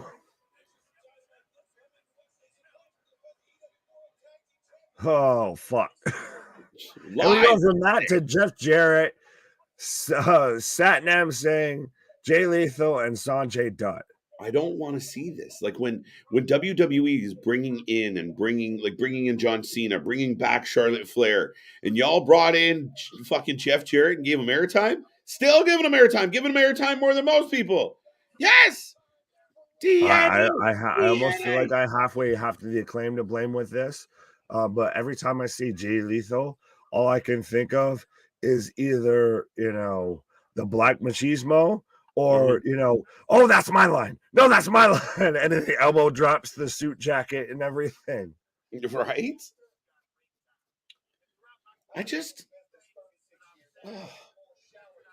You got more shots. A few things, Jeff. I think you can say more than a few things. Sorry, Nick. No, you're fine. I can't even with Jeff Jarrett on my TV screen right now. I get, if you want to look in ring, technical, like basic, this is what you need to do to be a pro wrestler. That's Jeff Jarrett. Beyond that, he is a fucking Blackpool of a black hole of fucking talent, charisma, fucking personality, of, I guess, a conscience, but yeah, I could keep going on. I have disdain for Jeff Jarrett. But we've got Kiera Hogan versus Jade Cargill coming out. We got Sasha Banks Light in the ring. Respectfully. Hey, she blew it up. I don't know what to tell you. Pause. But no, I 100%. I like Kiera Hogan even when she was in Impact. I thought she was going to be a super talent, but she's just running into the buzzsaw that is Jade Cargill. Well, and I mean, she's in a tough position again. You come into a place where, again, it's interesting how the booking's working. So she might have been better off just staying as tag champs over in Impact. Well, I think she would have been competing with Jordynne Grace for knockout. I don't think she would have been tagged. Well, she took a risk, but so she's been fired for the baddies? All right. So she's an ex-baddie. Hey, listen, we do have to give Rampage some credit here. We're getting some title match. Like Rampage going out with a bang on 2022. Or trying. I was going to say accusation.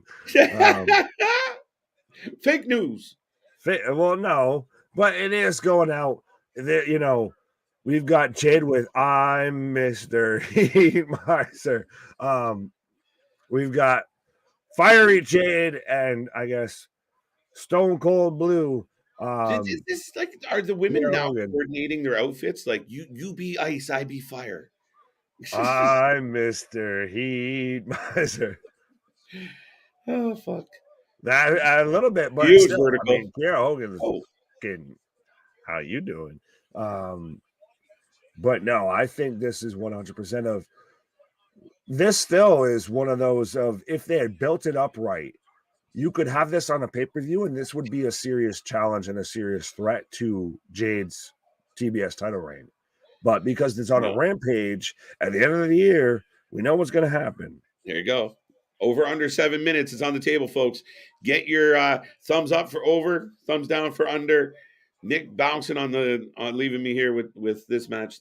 We are in picture, folks. We are rolling through the second part of Holiday Smash here with AEW. I am KJ White. That was Big Nick. He's going to take a little break and be back to close the show with me tonight. Folks, I hope your Friday is doing well. I hope whatever it takes to put a smile on your face, I hope you're doing it. And remember, we will be back on Monday. We will be back. We are covering Wrestle Kingdom 17, 3 a.m. Tuesday night, Wednesday morning. However you want to look at it. If you haven't gone to bed yet, you might be confused. But we will be here at the crack of dawn to cover some Wrestle Kingdom next week. We'll also have Dynamite, the first show of the year. We'll have Raw, the first show of the year. We'll have SmackDown's first show of the year. And the way, maybe not Raw, but the way, AEW tried to go out this year, and definitely how SmackDown just ended. I can't wait to flip the calendar and get back here for more wrestling, covering more streams. So, folks, don't forget, like, subscribe, share, join the family. Let us, be a part of our family. We are the wrestling fans you can't get in real life.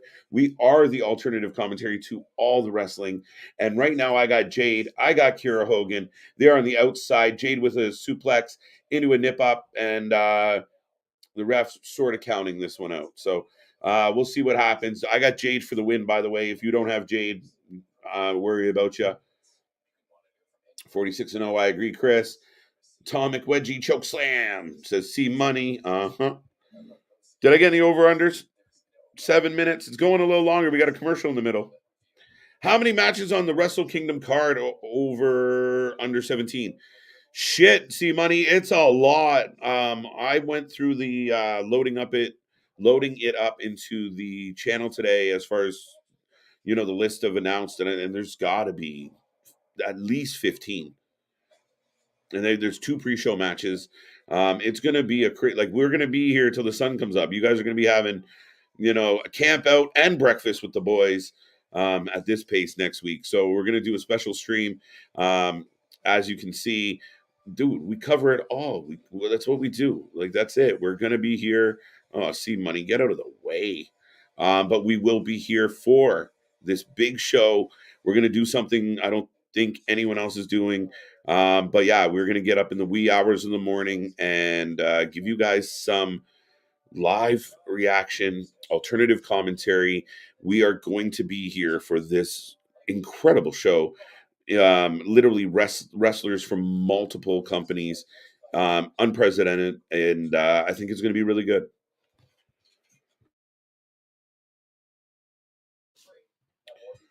What else we got? Where's the other one? There we go. KJ, I call it NW Tag Champs Wednesday. Jeff Jarrett and yeah, John, I don't like it. I really don't. I really think they need to minimize some of these guys. I mean, you want to put them in a supporting role, fine, but you constantly hear Tony in press conferences and in interviews. Well, it's just we have so much talent and nowhere to put them. Well, you've had talent sitting on your roster for 3-4 years, or going on 4 years, that can't get a fucking shine or a rub or a look. Yet you're going to bring in Jeff Jarrett and give him TV time? That's not cool. That's the shit that Vince used to get booed for. That's WWE booking when you continually make those decisions. It's not the best choice. Oh, by the way, Kiera slips out behind. They look confused there for a second. Oh, pump kick. I guess. No clue. Sounds like an awesome finisher, but Jade just did it to Kiera. Jay Lethal. Why Kiera so blue? Yeah, good question. Yeah, I really think it's like, you wear the blue, I'll wear the red. People will get it. The baddie's getting involved. I feel like Red Velvet's going to turn. Yeah, no, she's going 100, Chris. She's going 100. I've been saying it. If anyone else comes on this channel and says they said it first, it's one of those things that my humble ass did say first, and we'll take credit. Jade will go 100. Wow. See, Red Velvet. Ah! I called that. Jade wins. Keep in mind, we got, for Wrestle Kingdom, it's stacked. Okada, Osprey, fucking FTR is going to be there. Leo Rush is going to be there. Sasha's supposed to be there. Fucking Kenny Omega. It is insane. There you go. LOL. I don't think I'll be going to bed, Chris. That's the thing. I don't think I'll be sleeping. Winnie the Pooh. Yo, guys, I just got back when I went all the way to go over there, and you guys have no who won or no. Winnie, I don't quite follow where we're going here. What do you need to know about who won what? Yeah, thank you, John. I knew you would. Kiera Hogan on fire. This is the most we've seen Jade struggle in a match, really. There hasn't been many moments where Kiera hits the drop kick. The crowd getting behind Kiera.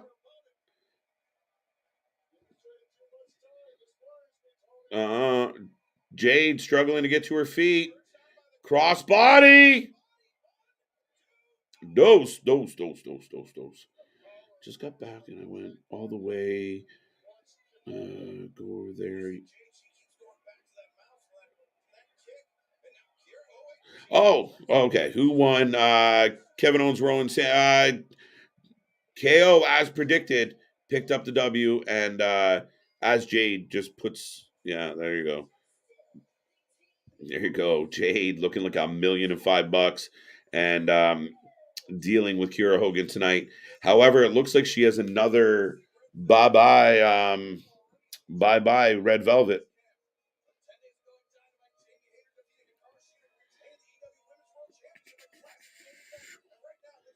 Kiera can actually work. I don't know why they haven't had these two feud. We thought it was coming for a while, and I agree with you, C Money. Kiera can work. She was a great tag team competitor in Impact. She did great singles work as well. Yeah, I mean, again, it's one of those things where there's just seems like the land of just the lost. There's a lot of wrestlers in AEW right now just kind of aimlessly floating. By the way, I'm getting a package for Jamie Hayter. Talking about Sheeta and Saraya. Interesting. She's going through baddies.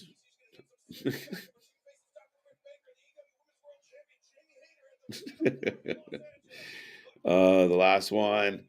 It was an awesome match. Winnie, it was a hell of a match. Best match so far. There you go. There you go. Not a bad match. I got to pack it. See, money. I set that one up, and I thought I would get away with it because I'm on here alone. But we are in a commercial. We are getting a commercial for AEW January 4th. The new look AEW. The very blue, the very red, the very neon AEW. I'm excited. Apparently new stage, new vibe, new music, new everything. So I'm looking forward to it.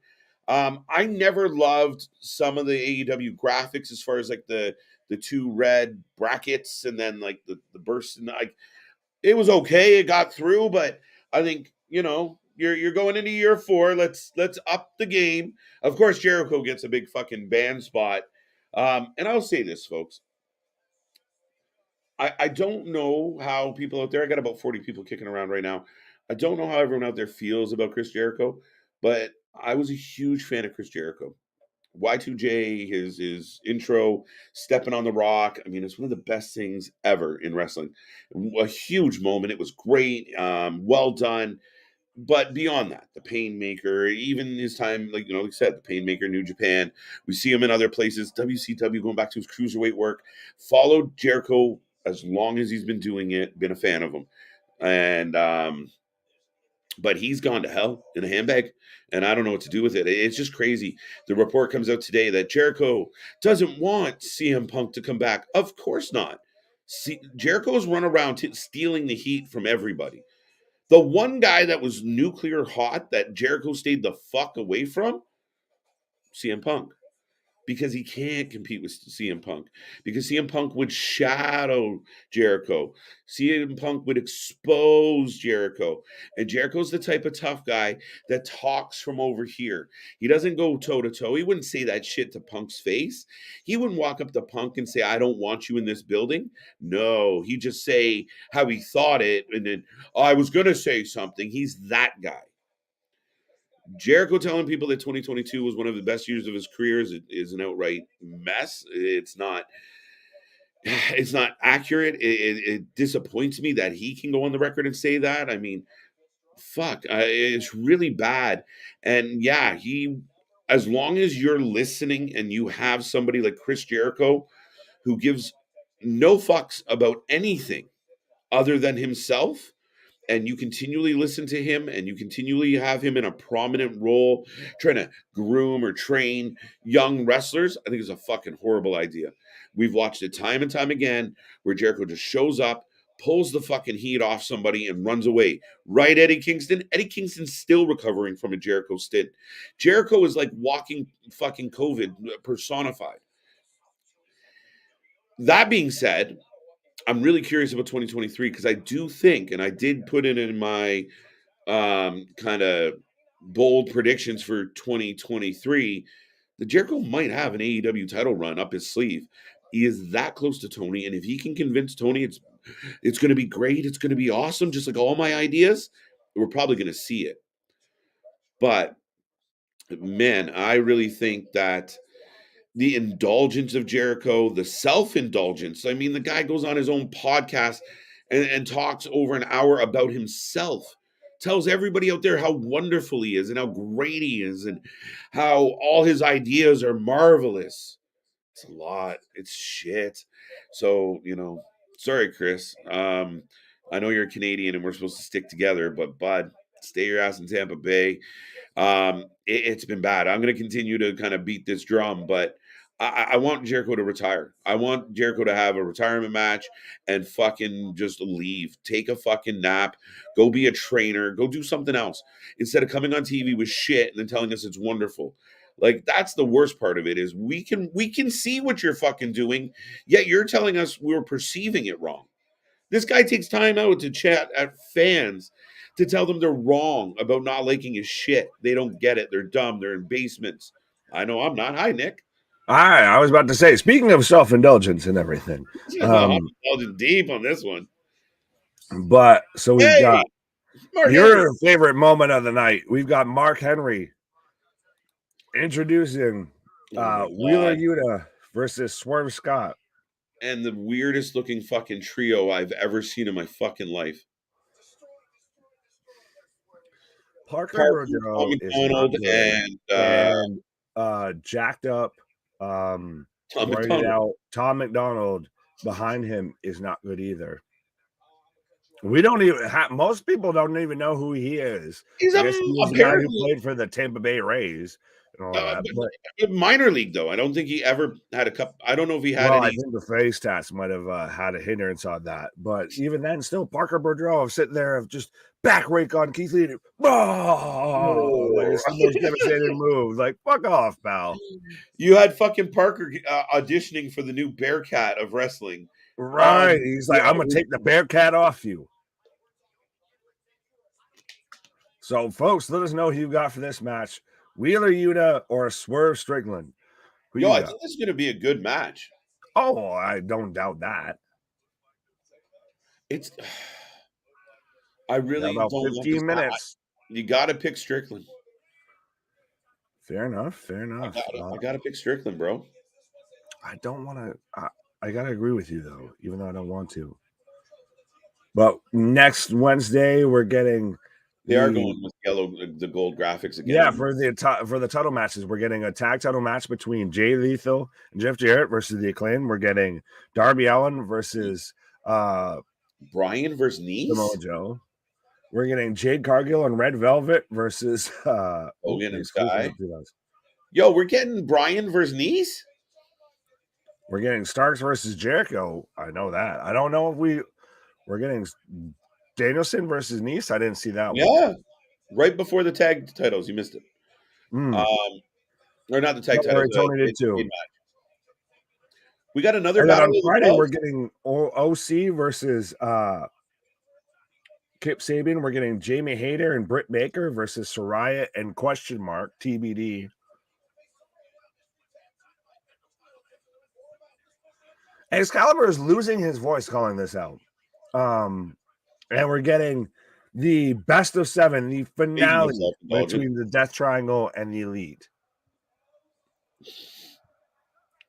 Yeah, I got Swerve for the win. No Rick Ross, though? But we didn't see him tonight. I don't think they can, is he on a contract yet?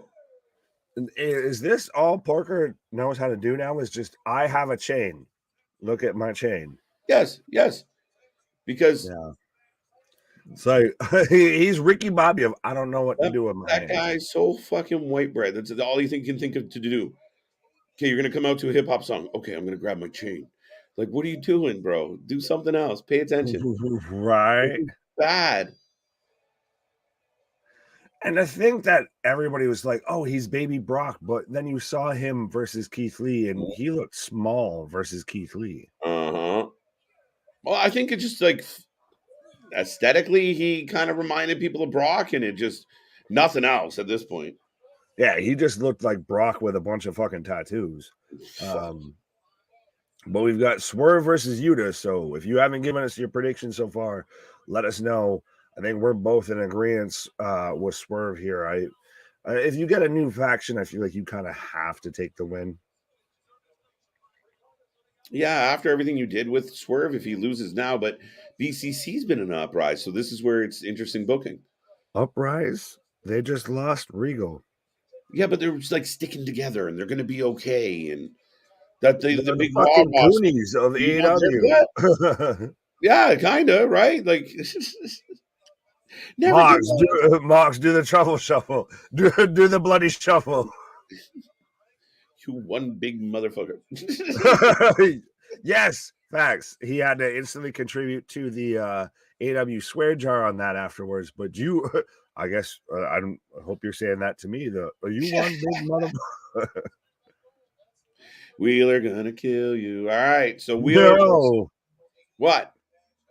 Wheeler gonna kill you? No, Wheeler gonna put you to sleep. Well, we'll see. I mean, it should be a good match. I hope. Oh, I think no Jericho tonight. That's what it is. It's Big Show. Don't say that.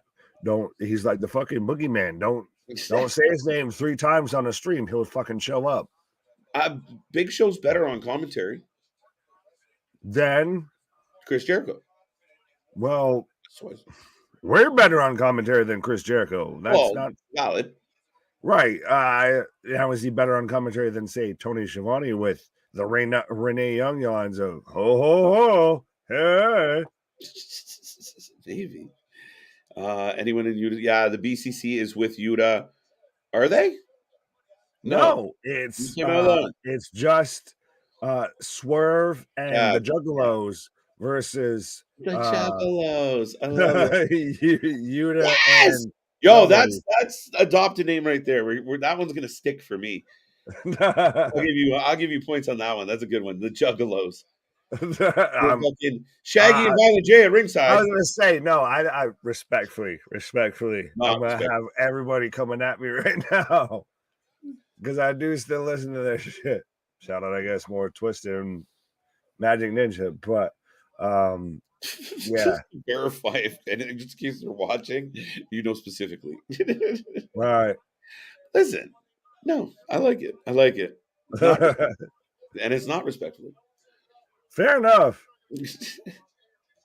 Yeah, I that's at times of upsetting the beehive a little bit. I like it. Wow. Ooh, big knee off a suplex from Yuta.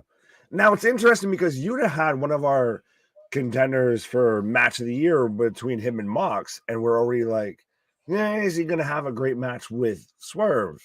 Like, we didn't expect even the match that he had with Moxley. Yeah, no, not at all. He came out of left field. And I mean, again, okay, you want to push your nice young talent. That's great. That makes sense. Then don't bring Jared in and push another nice young talent. Oh, absolutely. Well, we've already seen with them about pushing older talent when they shouldn't have and everything, like we've talked about with Chris Jericho. But it's still, I think this is the first time outside of Dark Elevation that we've had Paul White on commentary. Pop-up drop kick into a tope from Yuta. Hi, KJ Nick. What are you guys' thoughts on the passing of Barbara Walters? That's an interesting comment, and I guess maybe we'll get towards the end there, Anthony. But right now we've got Rampage as Swerves 2 as Brock Lesnar Light and I guess Steroid Tom McDonald are on up Yuta, and again don't do nothing. Very much of how the Usos kind of just let Sami take the pinfall on SmackDown, but Yuta might have a knee injury. What's up? Bro, my fucking seal broke. Shit. I was doing so well. Hello. What's up? Hello from the outside. So what I miss? Not a whole lot. You missed, I guess, the Juggalos, as I guess I've ended up calling them. Proceeded to have Yuta on the outside and then ended up doing nothing towards him. Question. Mm-hmm. Me, you, and CJ are hanging out. Mm-hmm. Somebody you don't like is walking down the road with two of his buddies. Mm-hmm. What do we do? Pat you on the ass and say, "Go get him, Tiger"? Like, where is his team? Where is his boys? They just set him out. Again, though, it's a bit like what I said with how the Usos kind of just let Sami take the pinfall, of even how here with this of Swerve's 2 heavies don't do anything. I get, obviously you can't do enough that it should be a disqualification, and we just try and ignore it. But even then, you have one distract the ref, and you have the other one. Yeah. You have the one that no one knows the fucking name of. Actually do a move, do something impressive, show why the fuck you're here outside of just you're big and you have tattoos. And then, maybe we kind of go from there. Yeah. I know this pops up as a square, but as people can see in the actual YouTube chat, we really appreciate the sticker. Thank you so much. I don't see it. There you go. Yeah, on the actual YouTube, it's just for whatever reason when it comes through here, it turns into a square, but we see it. We appreciate you. Absolutely. No, you know who comes back to wrestling? Captain Insano. Could you imagine? I could see it happening. They've had shirts. Mark. Yeah, I think they'll put him in a match. Fuck it. Captain Insano shows no mercy. Right? Have him versus Parker Boudreaux. Why? Why the fuck not at this point? You've got Big Bill, you've got Parker Boudreaux, fucking Phantom selling everything. You've got who gives a shit with tattoos on his face. Parker Boudreaux looks like he's got big skin. Spin the wheel. This has the stench of dying WCW, and no one wants to admit it. You still think? I mean, heading into 2023, are you optimistic about AEW then? Optimistic as into what? As in, I should start making funeral arrangements, as I should start picking out a plot, as in I should start picking out a casket, I should prepare a eulogy. Are we sitting here on the last night of 2023 talking about AEW? No, so, and I'll say this, not at AEW in the sense of what it, in twofold, not AEW in the sense of what it is now. I got you, bro. Of AEW will still exist. You're just will it be one of those of we're doing a comparable between the two? No way. Yeah. Nick and KJ, do you think Shane Taylor Promotions and Keith Lee show? I mean, I would like that to happen. I mean, we saw how that all played out. So, right. And I know what a big fan of Shane Taylor you are, Nick, and absolutely, I'm all for it. Let's go. I still think that we get something like that more into 2023. That's the thing is a lot of these companies, as much as we got a fantastic SmackDown, as much as we're getting a hell of a Rampage for it being a Rampage, they're still going to hold certain cards waiting until 2023. As we are even of you're going to hold certain things close to the vest until you get, where you need to be at. Absolutely. Now, I mean, an interesting thing here about Parker and the other Juggalo. Oh, kip up from Muta as he's against me though. Oh wait, one leg to nip up. Yeah, like I said, he's selling the knee for some reason. He had that move onto the outside, and he's been selling the knee ever since. So forgetting nerd. But now, see, this is where if you're Swerve, if you need to start attacking that knee, you start doing move towards it, which I don't feel like he really has been. Yeah, no, I agree. He's definitely selling it well, but Swerve just kicks him in the face. Why wouldn't he kick him in the knee? Oh, it was to his kneecap. Forgive me. Yeah, very good. I was going to say, as soon as I say that, it makes me eat my words. He grabbed his face. I was confused. Rolling to a suplex. Now, you consistently hear Tony Khan, like I do. Mm-hmm. We don't have so much TV time, and we got so much good talent. I just can't find if we just had more TV time. So you brought in Parker Boudreaux and fucking Tom McDonald out of left field. Like, why would you not bring in somebody that's been in dark for fucking 2.5 years or a year or there's a lot. Why would you have guys like Kenny Omega on dark? Why would you have guys like Eddie Kingston on dark? Like, why do you still have Ring of Honor? And the most you could do with it is Honor Club. Like, trust me, there is so many things. And I've been beating the drum for this, and I'm waiting for the fucking day it happens. Where everybody realizes that this is WCW 2022 Super Indie. Basically, I almost halfway feel if Eric Bischoff had been more of a mark for the business and Vince Russo have given a fuck more about the business, it would have become AEW at this point. You've got guys like Jeff Jarrett that are a backstage role, but also on screen. You have guys like the Elite that are EVPs, but also on screen. I think one major difference was when WCW started going downhill, the people internally knew they were fucked. And they knew, like Kevin Nash knew, Eric knew. They were trying to fucking fight against being fucked. Like, they were trying to do everything they could not to fucking barrel. Where I feel like these guys are just skipping to my Lou off the fucking cliff.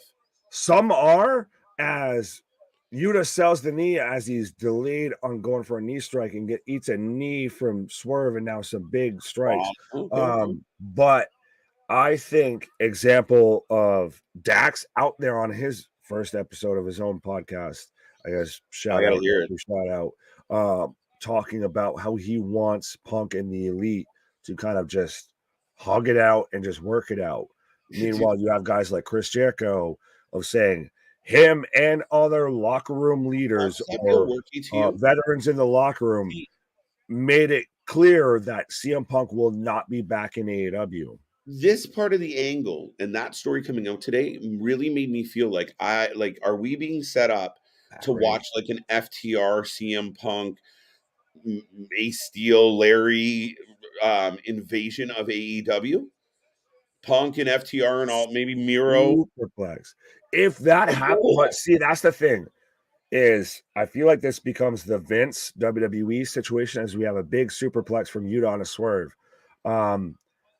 That we as fans, as people interested in the product, write a better story and write a better product than what they do, not what they could, what they do. Because what has AEW shown you recently that shows that they would do something like that? Yeah, and I think we all know what a big mark that Tony can be for WCW, as you keep alluding to, and what better than why don't we recreate the NWO angle, but we do Punk, FTR, and maybe just Punk and FTR to initially, but it is the repressed WWE guys that don't like AEW. Wow, but you have too many. That's the thing is the NWO worked in WCW because you had guys like Nash, Hall, Hogan, who had creative control, who were out there. No, I just mean let me finish. Who had that out there for themselves mentality that were involved in it. You wouldn't have that if you did that in AEW because the guys that have that out there for themselves mentality are Jericho, Kenny, the Bucks. What have you. Now that's the thing. Kenny and all that would have to be open to Punk coming in with FTR and running Ripshaw and fucking decimating people. And I think what would happen was you see Jericho just bury himself anywhere but where Punk is. And that will happen. But the guy that's been, by the way, Yuta won and the show ended. No, Swerve won. What the fuck is you talking about? I mean, Swerve won. Yuta didn't even get help. Swerve won the Blue Thunder Bomb for a 1, 2, 3. Yeah. Yeah, that happened. My bad. I got it backwards. I had a 50% shot. I wasn't really paying attention. Right. But I think you have that chance there to, I mean, again, like the kind of in the vein of like Nexus or the Shield where they just show up in the crowd and start fucking running amok in the building. But yeah, you need your EVPs on board for this. If you do that, it would be one of the biggest moments in professional wrestling and probably at least the last decade, if not more. My thing is they have fully the potential. Yeah. I 100% hope they do something like that. They fully could do something like that. They have done nothing up until this point that shows me that they would do something like that. Yeah, that's going to be one of those great what ifs. That's the thing where every time we're like, no, this can't be a shoot because, I mean, it's too fucked up. And then it feels like a shoot all the way through. Right. And that's the thing. Time and time again, we're like, no, this isn't going to happen. And then it does. And then you're like, so we're losing faith in the booking system. We're losing faith in how we're getting to these conclusions. And now, don't you have to have faith to lose faith? Well, I had faith. I was a faithful fan. Like, dude, I'm on YouTube right now because I fucking started a fucking stupid Instagram page because I was so mad at Jim Cornette shitting all over early day AEW because I was just so happy that there was an alternative to WWE. And then Jimmy came along, started shitting all over it, and I was like, fuck him. I'm going to start a page so I can tell him off. And then one thing led to another, and here we are. And I agree with 80% of what he says. So fuck. Thank you, Jim. What comes around is all around. But so, folks, for those who have been watching and everything, AEW Rampage has wrapped up. Swerve got the win to end the main event. Gave us your ratings for Rampage as a whole. Christ, give us your ratings for AEW as a whole, because I guess at this point, the 2022 season when it comes to professional wrestling is fait complete. That's it. 2022 is in the books, and I know some smart asses out there might make a comment, but we're done. And this is it for 2022. As I said when Nick was on break, it has been an insane year. But the business model here at this channel is just keep showing up, keep coming back for more, and that's what we epitomize, and that's what we've done here. And we appreciate a lot of you and all of you that have been along for this journey. And I was going to say a lot of you that have been here from fucking beginning, even on previous channels. There's some of you I recognize. So no, we are nothing but grateful. AEW, do you have a rating before I keep running on? No, you're fine, because trust me, I'm gonna get there, but I'm saving that for the very end and everything. We got more time. Yeah, we got time. I feel like the consensus has kind of been about a 4, or around a 4, and I don't disagree with that. That we had Jeff Jarrett on our screen, which we didn't need. We had I've seen some people even say of how Jade versus Kerry Hogan was the best match, and I wouldn't disagree with that. Rampage has always felt like an afterthought, and especially coming off of what we got with SmackDown, now you even felt more like an afterthought. Yeah, no, absolutely. And I mean, again, they put a few title matches in there. Was Jade and Kiera Hogan the best match of the night? Best match of the night? No. Well, it was. Yuta and Swerve wasn't great. Oh, are you talking just on Rampage? Or are you just talking on Rampage? Sorry. So then no. If we're talking best on Rampage, then yes, it was Jade and Kiera. I thought you were talking best overall. Yeah, no, Rampage. I mean, there was a lot that happened on SmackDown that completely overshadowed this shit. Right. So, I mean, that's a hard shout. I'm gonna go 4 as well. There's just too much shit I don't like about the show. Like I said, I see a guy like Trent Beretta and he's acting like a clown, and I'm like, he shouldn't be doing that. He looks badass. He looks ripped. He looks ready to beat the shit out of people. We had the best friends implode, and that kicked off the show. Right. So let's do more of that. Let's go. Right. Yeah, I don't care for Jeff Jarrett. Yeah, I mean, Jade won again. We expect that. I'm still saying she's going to 100. What was the best match on SmackDown tonight? Wasn't the main event. I think my favorite match of the night is Charlotte beating Ronda. I don't give a fuck what happened. Fair enough. Well, I was about to say, so Raquel, Ronda, was good. I feel like that halfway, the finish was great, and then it led into probably the best moment of the night. So I'll take that. What match? Oh, Sheamus and Solo was really good. I enjoyed that. But the ending was wonky. Yeah, a lot of it got overshadowed tonight. A lot of it, there was other things at play. Chris not having my shit today. But yeah. No, I already see Mike of GCW. I'm not clicking on Mike. Night. Well, no. We've been there before. We've got plenty of that. It's New Year's. We're I'm a peacock, so you got to let me fly. Well, the hostesses with the mostesses has shit to do. So that's too many asses right there. Never too many asses. KJ, I am just like you. I got so hyped over AEW and it started 3+ years later. I'm agreeing with almost 100% of the criticism Cornette has had on one day. Yeah, I mean, it's crazy. I had on day one. And you know what? The funniest thing is, and we'll just a side tangent because it's a Friday night and fuck it. Might as well stretch out our last ever, 2022. Right. But we're like 2022, just won't fucking end. we just don't go home, folks. It's the motto. The Jim Cornette, if you go back and listen to some early Jim when AEW first came on the scene, he was complimentary of Jericho. He was complimentary. He never ever liked Omega. He never ever liked the Bucks for other reasons outside of AEW. But he talked about, Cody being awesome. He talked about the match with Cody and Dustin being awesome.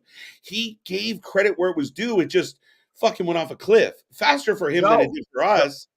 But so I guess, especially as the one who's been compared to Jim Cornette with all of this and everything like that, I fully agree with him of when AEW first started off, like you said, the match with Dustin and Cody was fantastic.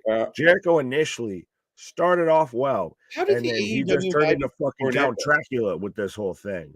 I'm still a fan of Kenny Omega, regardless, but mostly because of what he did in New Japan. But see, I don't like Kenny Omega, period. And I mean, we're not going to get into this because we'll be here till fucking 4 a.m. But yeah, Kenny Omega never worked for me. Yeah, he had good matches. Yeah, I like the Okada matches and that. But AEW Kenny, we'll put it this way. I don't like AEW Kenny at all. I don't Most people don't. That's fine. I don't like anything that he brings to the table. And I feel like, again, it's just like, I told you I was great. That's enough. No, you got to be great, motherfucker. Get in the ring and fucking do your thing. Better question is whether you like AEW Jon Moxley or WWE Dean Ambrose. There was a time where Moxley was really getting long in the tooth. The same shit, right? Moxley did good after Punk left as far as filling in that gap. Dean Ambrose was so fucking washed out and useless by the end of it all. Like, I liked him, but he didn't do anything of substance. When they did put him in something, it didn't go his way. I don't know, bro. Fair enough. It's a tough one. That's what we do around here. We ask the tough questions. Right. But we are, I feel, towards the end of 2022 yes, right now. We really are. This is my favorite question of the night. Who do you think is... Oh, I can answer this real quick. Dave Meltzer. I don't even know if worse is the right thing. Everybody has a different viewpoint. The problem, and not to jump on what you said. Marshall is Dave Meltzer. The problem is Jim Cornette calls it. So like I said, there was times where when Punk made his return, if Jim Cornette was out to just outright bury AEW, Punk makes his return, Cornette jumps on his podcast and says, that was fucking horrible, blah, blah, blah, blah. No, he didn't do that. He jumped on his podcast and said, perfect. Great job, guys. Good job. So that's the difference. Dave Meltzer, and I commented on something Meltzer said earlier about this 7-match series being the best 7-match series ever. Fuck your hat. We don't need a 7-match series to begin with. Literally, just go fuck your hat. It is ridiculous. And I don't know what the relationship is between Meltzer and the Bucks and the Elite. Is it just he's part of the club and they name the moves after him? Is it deeper than that? Like, are they all fucking enjoying gangbangs? What the fuck is happening with Dave Meltzer? But as I said about AEW, I read The Observer. I looked at The Observer. That's where I got information for years. And now everything that comes out of that man's mouth, I second guess. And most of it turns out to be absolute bullshit. And this slanted bias, it's the old saying, if you're really good at what you do, you don't need to brag. People just know. And that's the problem with AEW is they're spending all their time with guys like Meltzer telling us how fucking amazing they are. And they're underachieving. Just go be amazing. Shut your fucking mouths and do your jobs. But stop telling us, oh, did you see that 7-star match? My friend said it was 7 stars. Yeah, did your mom fucking tuck you in too and give you a fucking kiss on the forehead? AEW is incarnate of that meme that was going around to where it's like the guy that's like 7th on the podium and he's fucking splashing himself with champagne and he's biting into the gold medal and all of that. And that's when you realize they're like 7th on the fucking podium. Right. And it's so weird because literally the biggest thing that changed all of this was Hunter took control of WWE. Because up until then, AEW was contending in all the ratings, was dominating as far as fan opinions, fan votes. It won our ratings, videos, all of that nonstop. And then Hunter took control of WWE and said, anything you can do, I can do better. And he awoke a sleeping giant and said, now you're going to fucking learn. Yeah. And I think there was a lot of fans, kind of like us, that were just happy that AEW was different. We ignored some of the fact, like, hey, there's a guy with no legs, or hey, who the fuck is Joey Janela, and what the fuck is he doing in a wrestling ring? Right. We just ignored that because who gives a fuck? It was different. It wasn't the same fucking rinse and repeat that we were getting from Vince. But like you said, this whole year turned wrestling on its head. And oddly enough, WWE had to gain some momentum back. And I think by the time, we closed the doors here in 2022, and just based on this past week, There is a lot of optimism in WWE land. There is a lot of hope in AEW land. We hope we figure our shit out. We hope this can get better. We hope we book more. Everyone else is like, fuck, you see what's happening? And I'll put it this way, because both have a lot of really good potential. Of who would you say you have more faith in reaching their potential in 2023? Not even a fair race. As I've said many times, Tony Khan had as much qualifications to run a wrestling company as I did. Period. The problem was his daddy had a bigger wallet than my daddy. Thanks, Pops. But that being said, man, that's yeah. I mean, if I had a billionaire dad, let's go. Let's get this off the ground. I'll go toe to toe. Fuck, give me the reins for 6 months, and you sit back and watch what happens. But I mean, at the end of the day, Triple H showed it tonight. We need to go out with a bang. He doesn't always get it right. He doesn't always perfect, but we need to make it count. He almost delivered a perfect show tonight. Right, 100%. That's that. I mean, we could rant and rave. You guys, I was gonna say, you got anything you want to say before we head off into the sunset that is 2022? He's ready to end the year. No, you know, trust me. If there is one person on this channel that is not gonna shy away from talking, it is I. So no kidding. But no, and it's funny. And one last thought on that all situation, and it's not all bad for AEW. What you hear from us on this channel is AEW fans hoping for more. That's why I said Nick was an AEW fan when I met him. Now he's the Cornette guy. What the fuck happened? Like, I started out as the Cornette guy because I was so mad about things, and then we just evolved, and it was just is what it is. Right. It was so funny that because when I met you, you were like, I like AEW. Yeah, you were good. You were all for it. It was better than WWE. Yeah. And then absolutely. Like I said, you had the best way to describe 2022 when it comes to professional wrestling is there was a seismic shift. However you want to view it, there was a seismic shift. Yeah. When it comes to the entire culture, the entire perception, the entire industry as a whole. When it comes to pro wrestling. Right. But that's it, folks. Put some nice stuff in the chat. We're heading home. We're going to bed. Let's make the last comment we click on in 2022 a good one. But all that being said, as I head out, I still see about 30 people kicking around. I will say once again, thank you. Thank you. Thank you. Thank you, Nick. Thank you, CJ. Thank you, everybody that spent any time here behind the scenes, in the chat.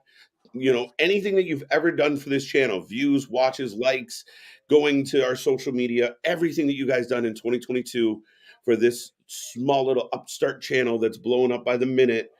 I am nothing but flattered. I am nothing but grateful, and I am super humbled, and I am looking forward to 2023. So thank you, everybody. Okay. Is this when I get to talk now? You're finally ready? I've been waiting. I know when he's right, but no, just pause. No, I 2022 will go down in my personal history as a year to remember.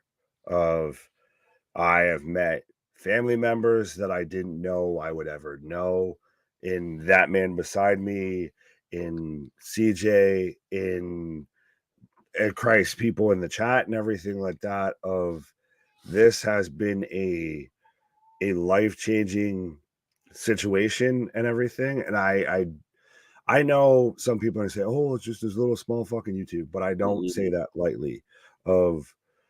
This has been one of the best years that I've had existing on this plane that they call life. In my life. Right. But so absolutely, I am looking forward to nothing but bigger and better things with my brothers from other mothers. Like I said, and I do not say that lightly, of whether it even be people that were here for a minute, here for a long time, here that, you know, anybody that's been here for 5 minutes, 5 hours, 5 years, what have you, of whether it be Will, LJ, Ali, Chris, etc., Ashley, etc., of this has been one of the funnest years of my life. of one of the most entertaining years of my life and one of the most fulfilling years of my life, of realizing that somehow people just want to listen to my big ass long therapy session, I guess, or whatever, of somehow remarkable, right? Someone besides my wife who's very happy that she doesn't have to watch wrestling with me anymore and just listen to me fucking ramble and everything. Right. Finds this somehow entertaining, and to go from that to having people sit there and embrace and enjoy what chance and everything of there's someone out there right now that, and I'm looking at you, Vic, that has a shirt that I designed this year and everything. To go from that, from where I was to now, just humbled, grateful, appreciative. Thank you, everything. Thank you, fuck you, bye. All of that does not encapsulate it as well as I could say it. And I know the vitamins are taking full hold here. Yeah, I was like, holy shit, bro. What? This man on a run. Oh, absolutely. 100%. Trust me. I can sit here and I'll hold court for fucking days here. But absolutely, there is not a way that I can say time is the most valuable thing that you can give to, that we have as people here. And I am very much appreciative of anyone that has spent any bit of time entertaining my bullshit, listening to me say my thoughts, my feelings on wrestling, and has somehow enjoyed it as well. But absolutely, just I don't know how to say thank you any other way. No, it's amazing, dude. It really is. And I know we both enjoy everybody tuning in. And yeah, I know we again, not to make this really long-winded, but we're I can keep going. Well, I know you can. And at this hour, I don't know if we're going at the right pace. Everyone get a what in. Yeah, let's go. Give me some whats. Let's go. What? Right here. So go ahead. I'm gonna keep saying what after everything you say. Come on, go ahead. We're end this way, the way we should have. All right, we're gonna blow this out, folks. All right, folks. I will say this. What? The last one I'm gonna click on was what? Where is it? There you go. Damian nails it. The New Year's is going to be amazing for professional wrestling in 2023, and we're going to be right here every step of the way. We are your alternative wrestling coverage. We'll give you updates. We got news coming. We got websites coming. We got merch coming. We got so much shit coming your way. We can't wait for 2023. We will be live on Monday. We are not stopping, folks. Thank you. We warned everybody from the basement to the penthouse and beyond. We're beyond, and we are not stopping.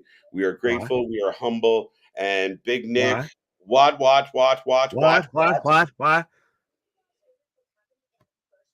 Our shit is real. Our shit is raw. Our shit is all authentic. When you're talking about that wrestling, you better put that for life with it. Now, give me my theme music. We will see you on the flip side, folks. That will be the flip side of the calendar. 2023, fucking run. We're coming. Good night. Bye.